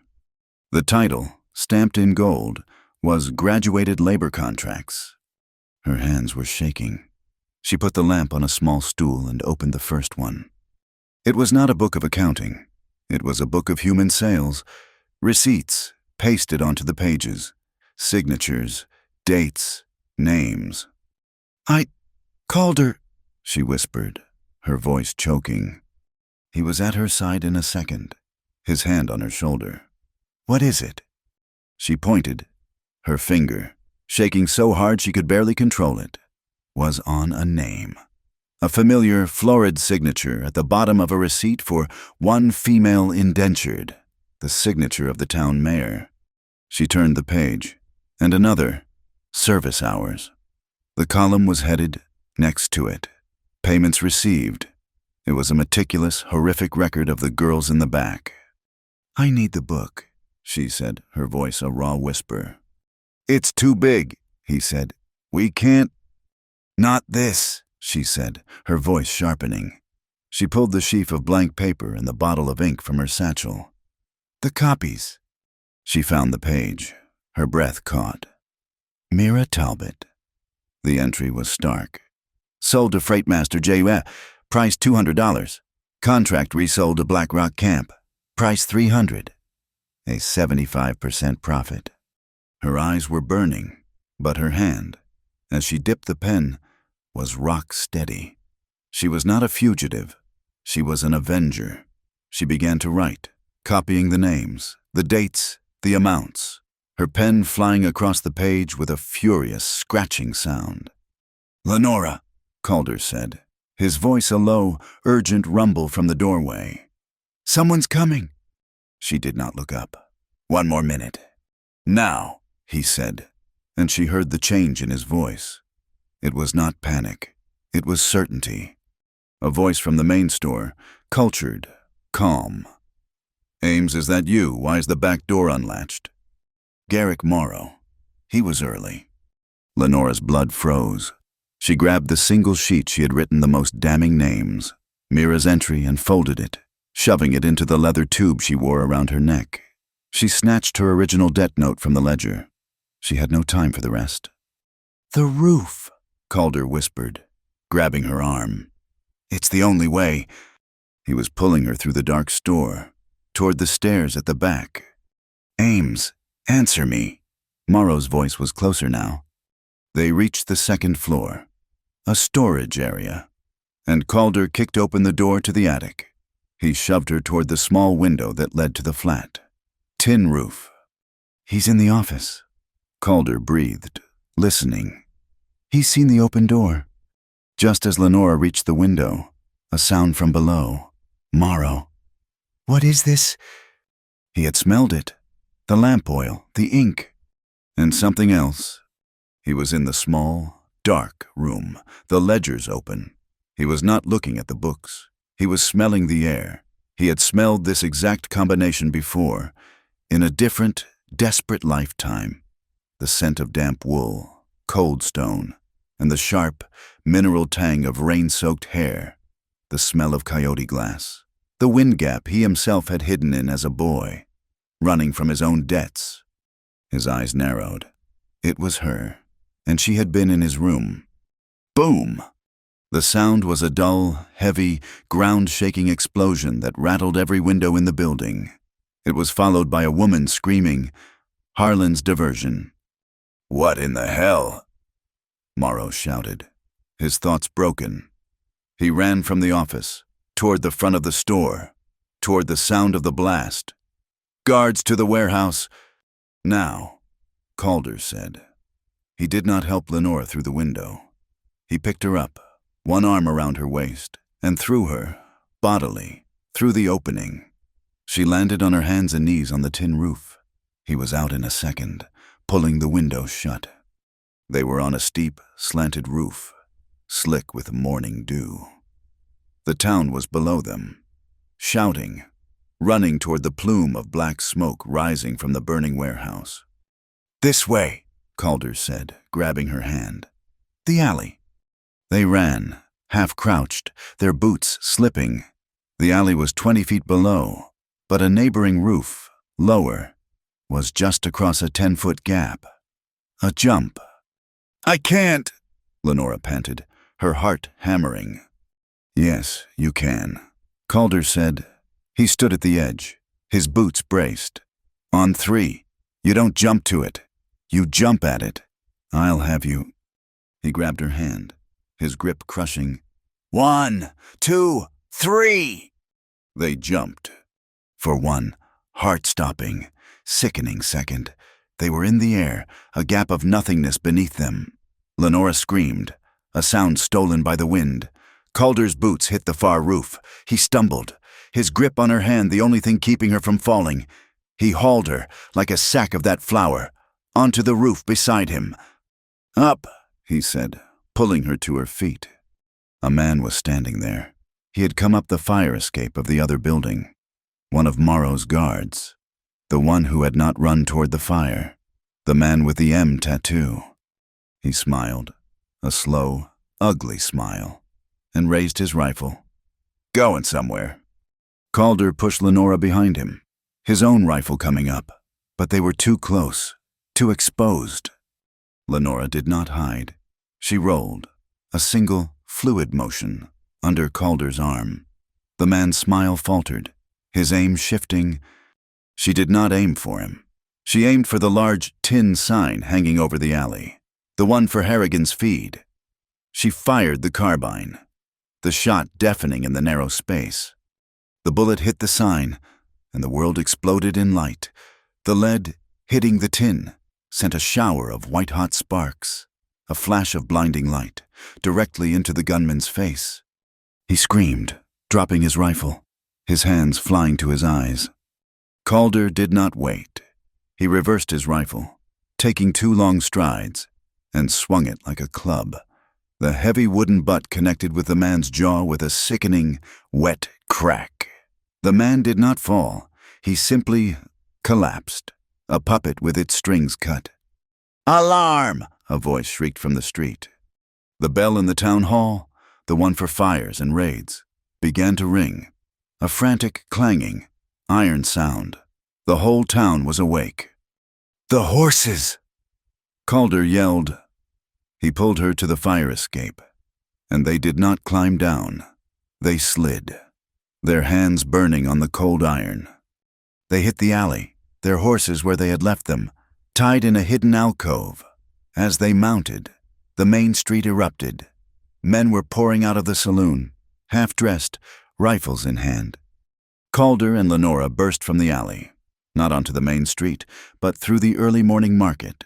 They scattered tables of fresh bread, sent crates of red chili peppers flying, the air filled with the scent of yeast and spice.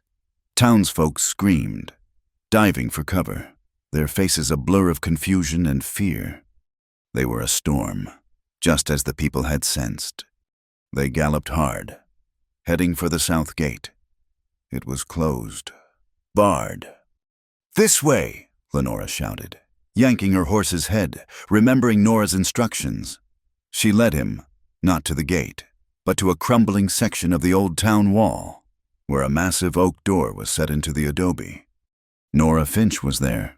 She was holding the door open, a pistol in her hand. "They're coming!" Lenora shouted. "Get in!" Nora screamed back. "It's the old 49er tunnel. It'll take you out beyond the pass." Calder rode through, his head ducking the low lintel. Lenora was right behind him. She pulled her horse up, just for a second, and looked back at the older woman, the woman who had given her the key to her own prison. Nora Finch grabbed Lenora's arm, her grip fierce, her blue eyes blazing in the dawn light.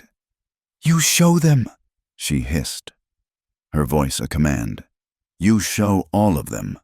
You make them listen to women." Then she pushed Lenora's horse, hard. "Go!" Lenora and Calder plunged into the darkness of the tunnel, the iron-shod hooves echoing on stone behind them. Nora Finch slammed the heavy oak door, dropping the bar, sealing herself in, and them out. Outside, the first clean rays of the morning sun struck the false fronts of Copper Finch, illuminating the town one building at a time, like a line of dominoes, just beginning their long, inevitable fall. The darkness of the tunnel was absolute, a thick, suffocating blackness that smelled of cold stone and ancient, dead air. They moved by touch, Calder in the lead, his hand on his horse's flank, Lenora's hand on his. The sound of their horses' hooves on the rock-strewn floor was a dull, muffled thud, thud, thud. They were not running, they were processing. They had the proof.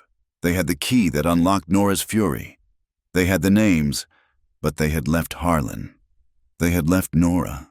They had left a town still held in Garrick Morrow's fist. "We cannot just ride," Lenora said, her voice a dead thing in the dark. "I know," Calder's voice came back, a disembodied rumble. "We are not." The tunnel sloped upward, and a faint, gray light appeared ahead. They had been underground for perhaps an hour, and they emerged, blinking, into a bright, cold morning. They were a mile south of the town, in a shallow, brush-filled arroyo. The town was a hive of angry sound, the alarm bell still ringing its frantic iron peal. Calder looked at Lenora. Her face was smudged with soot from the roof. Her hair was a wild tangle, but her pale eyes were on fire. She was no longer the woman by the mule. She was not even the woman in the cabin. She was someone new, forged in the past 24 hours. "He will have his men," Calder said, stating the fact. "He will have the street." "We have the truth," Lenora replied. She touched the leather tube around her neck, where the copied page was, and then she touched the thick, hard-bound ledger, the real one, which Calder had strapped to his own saddle in the final, chaotic moments. "We have it all." Harlan was waiting for them, as if he had known. He was not at the tunnel. He was in the town square, standing beside a large, empty water barrel that had been rolled onto its side. He was just an old man, watching the chaos, his hands in his pockets. Calder and Lenora rode into the square. They did not ride fast. They rode at a walk, their horses' hooves clicking on the main street. The townsfolk, who had poured out of their homes for the fire and the alarm, turned to look. They saw the rancher from Mesquite Hollow. They saw the strange, wild-looking woman at his side. And then they saw Garrick Morrow, his face a mask of black fury, marching from the trading post, his remaining 4 guards at his back, their rifles at the ready. "There!" Morrow bellowed, his voice raw. He pointed at Lenora. "Thieves, arsonists, seize them!" The crowd parted. A sea of fearful, curious faces. Judge Rook was there, standing on the steps of the hotel, his nightshirt tucked into his trousers, his face pale and furious at the disturbance. The town pastor, his Bible clutched in his hand, looked on, his face a mask of disapproval. Calder reined in his horse in the center of the square. He swung down from the saddle. He walked to Lenora's horse and, very gently, lifted his hands. She took his forearms and slid down, landing softly on the ground. She was shaking, but her head was high. "Seize them!" Morrow shouted again, his guards fanning out. Lenora walked to Calder's horse. She unstrapped the thick black leather ledger. She walked, her limp forgotten, to the water barrel in the center of the square. She placed the book on the flat wooden surface with a solid thud. She turned. Her voice, which had been a whisper, was now a bell. It was not loud, but it was clear, and it cut through the murmuring. "Judge Rook," she called. The judge started, his eyes widening. "Mr. Ames, Mrs. Finch, Pastor, all of you." She gestured to the book. "Garrick Morrow says I owe him a debt. He is right, but I am not the only one. This town has a debt of honor. I invite you to come and see the accounting." Morrow laughed, a short, ugly bark. "She is mad, a runaway, a liar." He nodded to his men. "Take the book, take her, disarm them." 2 of the guards, their faces set, moved forward, their rifles leveled. Calder Boone stepped forward, putting himself between them and Lenora. He was holding his rifle. He looked at the guards, then at Morrow, then, with a slow, deliberate motion, he turned the rifle over in his hands and set it, stock first, on the muddy ground. He stepped back, his hands open. He looked at the crowd. "Don't need a gun," he said, his voice a low, powerful rumble. "To read." Harlan, from the side, unholstered his own pistol, and with a grunt, tossed it onto the ground next to Calder's rifle. "Truth don't need powder." He spat. The moment hung, suspended. The guards faltered. They looked at the unarmed men, then at the armed and furious crowd, then at Morrow. Their authority had just been, in one simple, powerful gesture, undone. Lenora opened the book. "Garrick Morrow says I am a thief," she said, her voice rising. "He is the thief. He stole girls, he stole women, and he sold ours to you." She ran her finger down the page. Mr. Beale, she read.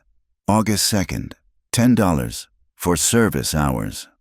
A man in the crowd, a portly baker, turned white. His wife, standing beside him, looked at him, her face a mask of confusion. Mr. Ames, Lenora read, her voice stronger. The general store, August 4th, $15. It is a lie, Ames shouted, his face purple. A fabrication. Is it? Lenora's hand went to the tube at her neck.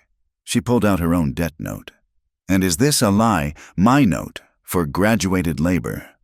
She threw it on the ledger. And is this a lie? She pulled out the single, copied page. The entry for Mira Talbot sold for $200, resold for $300. Who is the liar? Mr. Morrow. The crowd, which had been murmuring, was now deathly silent. They understood. Every man who had visited the back rooms, every wife who had wondered where her husband's money was going, every parent who feared for their daughter. They understood. A woman, a gaunt, raw-boned woman in a faded calico dress, pushed through the front of the crowd.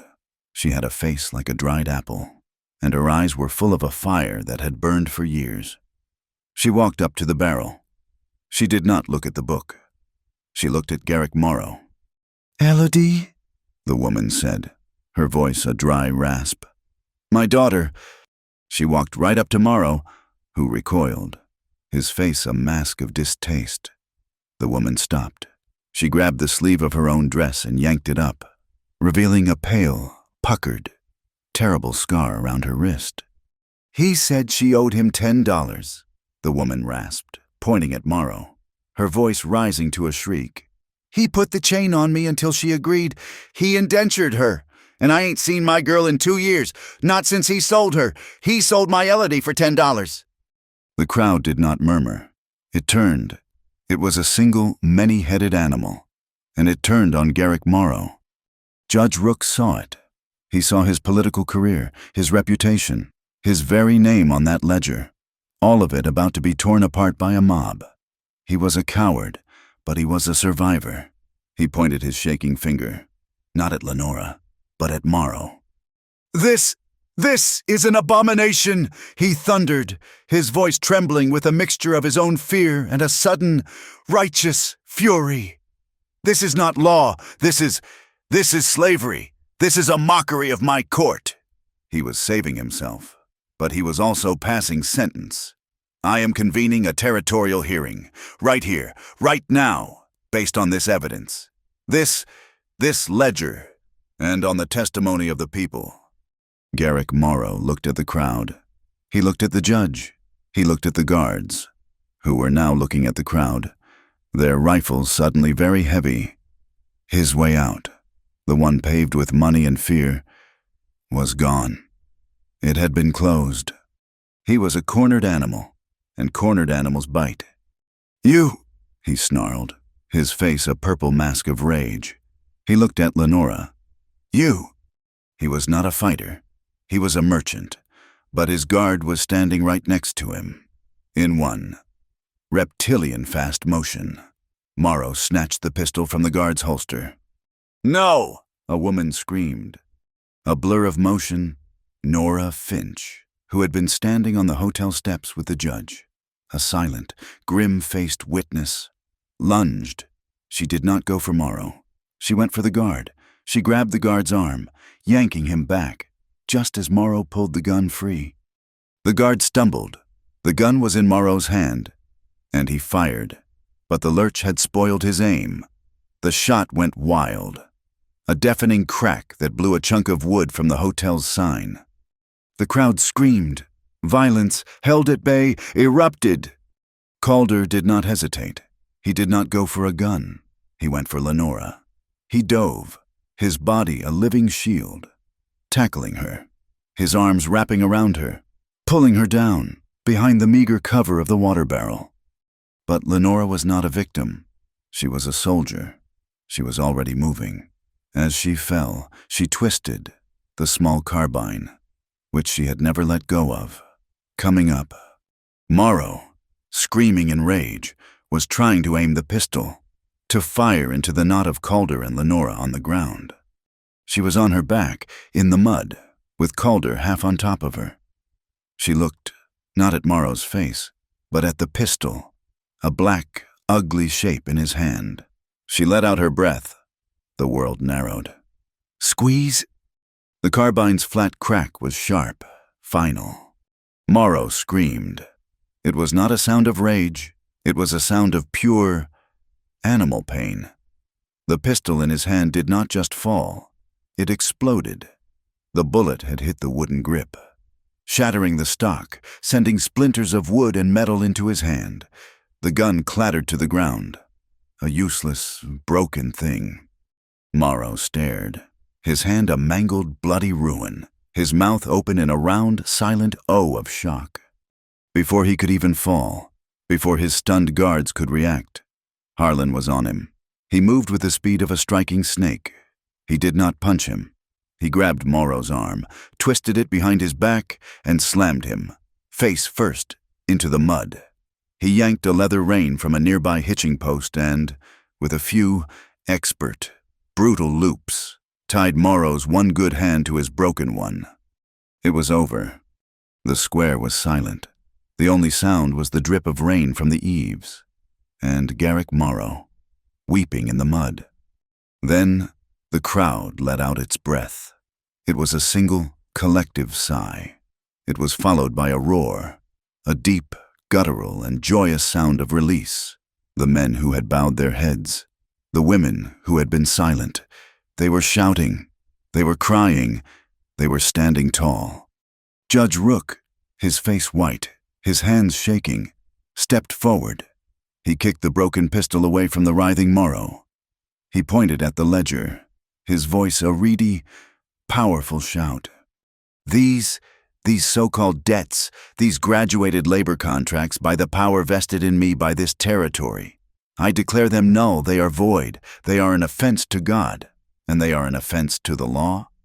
He pointed at the Copperfinch trading post, the source of the rot.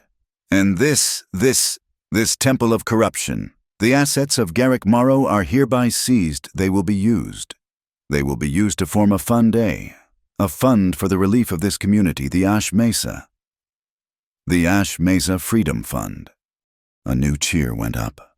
Lenora pushed herself to her feet, Calder's hand on her back, steadying her. She was covered in mud, her carbine still smoking. She looked at Morrow, a pathetic, broken thing on the ground, and felt nothing. Not pity, not rage, not even triumph, just quiet. It was done.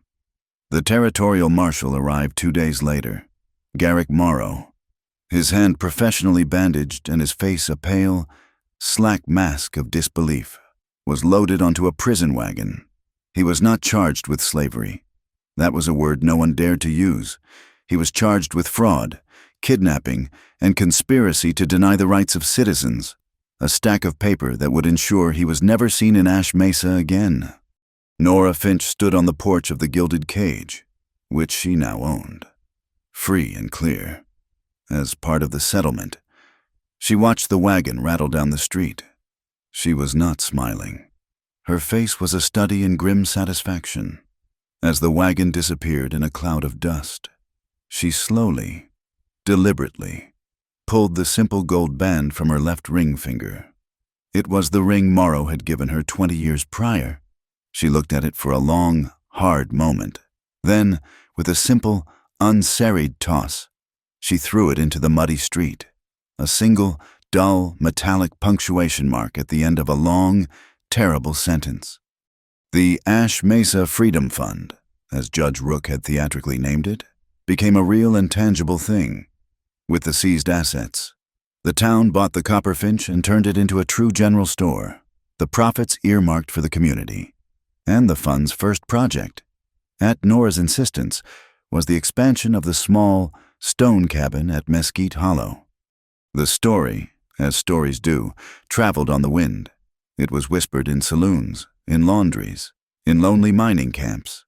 A story about a woman with a ledger, a rancher who would not bend, and a town that had taken its honor back. And the women came. First, it was Elodie, the girl whose mother had shown her scar. The marshals found her in a camp to the north and brought her back. She was thin, and her eyes were 1,000 years old, but she was alive. Then, 2 more girls who had run from other posts. Then, a widow who had lost her land. They came, one by one, in wagons, on foot, or on the backs of tired horses, looking for the place where the debt notes had been burned. Mesquite Hollow became a sanctuary, but it was not a quiet one. It was a place of work. The women, under Harlan's gruff tutelage, learned to shoot. They learned to read, with books Calder ordered from the east. Under Lenora's quiet guidance, they learned to plant vegetables in the rocky soil. They sat by the fire at night, not as victims, but as survivors. And for the first time, they told their stories. They named their accusers. They named their fears. And in the naming, the fears began to lose their power. Lenora's life found a new rhythm. She hung the small, silver St. Christopher charm from the rafter above the cabin's single window. When the wind blew, it would twist and turn, its small, sweet, metallic tink-tink, a counterpoint to the wind's roar. It was not a sound of fear. It was a sound of arrival. It reminded her of the rain on the tin roof, of the dark, and of a voice whispering, "I'm still here." Calder was a builder. It was his nature. He was adding a new long stall to the barn. He worked with a quiet, joyful intensity. His hammer falls a steady beat in the clear, cold air. One afternoon, when no one was looking, he took Lenora's V-knife. He climbed the new rafter and, in a high, hidden spot, he carved a single, small V into the wood. It was not a brand. It was not a claim. It was a signature, a quiet mark of welcome, a thing that said, "This is yours, too." That night, the cabin was quiet. The other women were in the new bunkhouse. Harlan was asleep. The snow had returned, a gentle, silent blanketing of the world, muffling all sound. Inside, a fire burned in the hearth, casting a warm, flickering, golden light. The world was reduced to this single, safe, warm room. Lenora and Calder stood by the fire, not touching. They had been working all day, and the comfortable, tired silence stretched between them. She looked at him. He was not the rescuer. He was not the rancher. He was just Calder. He was watching the flames, his face content. She moved, her boots silent on the stone floor. She stopped in front of him. He turned, his gaze meeting hers. She did not feel the need to speak. She lifted her hand, the one with the leather thong still tied to the wrist, and placed it flat on his chest.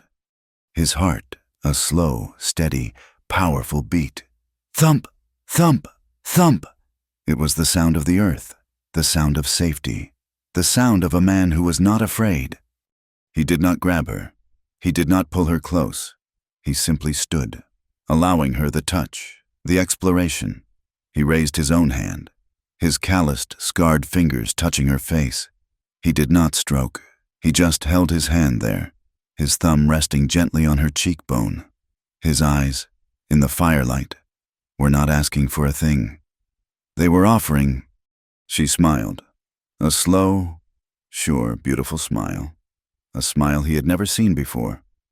She leaned her head into his hand, a small, cat-like gesture of pure, voluntary trust, and then, with a confidence that was new, that was hers. She slid her hands from his chest, up to his shoulders, and laced her fingers behind his neck. She was the one who pulled him down. The kiss was not the desperate, frantic collision from the storm. This was a decision. It was slow. It was deep. It was a conversation held without a single word. It was a promise of after. It was the taste of coffee and peaches and wood smoke, and a future that had, until this moment, been impossible. He groaned, a low, soft sound in his throat, and his arms came around her, pulling her flush against him. His hands were broad and warm on her back, holding her, as if she were the most precious thing in his world. They broke for air, but did not part. They rested their foreheads together, their breath mingling, their eyes closed. A small, shared laugh, a sound of pure, unadulterated joy, bubbled up from her. He answered with his own. His lips found hers again, slower this time, a mapping, a learning. Their bodies moved, a slow, easy shift, a dance of two people who had, after a lifetime of fighting, finally found their way home. The firelight played on their faces, on their hands, on the simple, profound, and unassailable truth of their new, shared, and hard-won life. It was a quiet, powerful, and utterly safe passion. The next morning, the world was white and new. Calder was at the fence line, digging out a post, his work for the day. In the main paddock, Lenora sat on a young, spirited gray mare, one of the horses they had taken from Morrow. She was not mucking stalls. She was not a fugitive. She was a teacher. Elodie and the other two women stood in a line, the small carbine being passed between them. "You don't pull," Lenora's voice, clear and calm in the cold air. "Instructed. You squeeze. You breathe out. You find the quiet place. You don't ask the shot to be true. You tell it to be." Calder paused in his work, leaning on his shovel. He watched her. He watched her sit the horse, tall and straight. He watched her command the attention of the other women. He watched her be Lenora. A slow, proud smile spread across his face. He did not interfere. He did not call out. He just watched her, letting her have the space to become the person she was always meant to be. He knew their love was not about holding on. It was about giving space. He turned back to his post, whistling. A week later, a new, hand-carved sign hung at the entrance to the hollow. The wood was clean, the letters cut deep. It did not say, Calder Boone, Prop. It said, Mesquite Hollow, a place to be called by your right name. That afternoon, the wind shifted.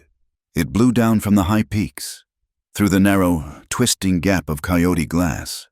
As it hit the hollow, it made the sound, the high, clear, singing sound, like 1,000 pieces of crystal, touching. Lenora heard it.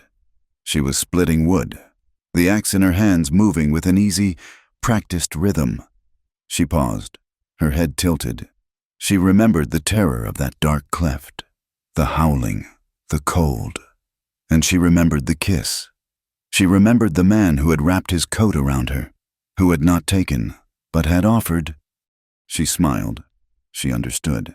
In that moment, that her life had not changed in the town square. It had changed in the dark, in the storm, in the second she had decided to stop running and to trust. From the road, a new sound, a young boy, riding a mule too fast, a stack of newspapers tied behind him. It was the new kid from town, the one with the good, strong voice, hired by Nora Finch to deliver the news. He waved, his face bright. "Extra, extra, read all about it," he shouted, his voice free of guile. "The Black Book of Copper Finch. The ledger is open. Read all about it." The women at the bunkhouse waved. In town, the sound was met with a new, strange reaction. People smiled. Some of the older women, the ones who had been quiet for so long, had tears in their eyes, but they were not tears of shame. They were tears of relief. Lenora watched the boy ride on. She turned, looking for Calder. He was on the cabin porch, wiping his hands on a rag, watching her. He caught her eye. He gave a small, lopsided shrug, as if to say, "Well, look at that." A half-smile played on his lips. Lenora, her hands on her hips, her face smudged with dirt, her hair a mess, and her heart completely full, smiled back. She gave him a single, slow, and utterly confident wink. The revenge was over. The building had just begun. Thank you for listening to this story. I would love to know where in the world you are listening from, so please leave a comment and share your thoughts with our community. Be Be sure to subscribe to Wild West Stories 1850 like this video, and show your support by hitting that hype button so more people can hear this tale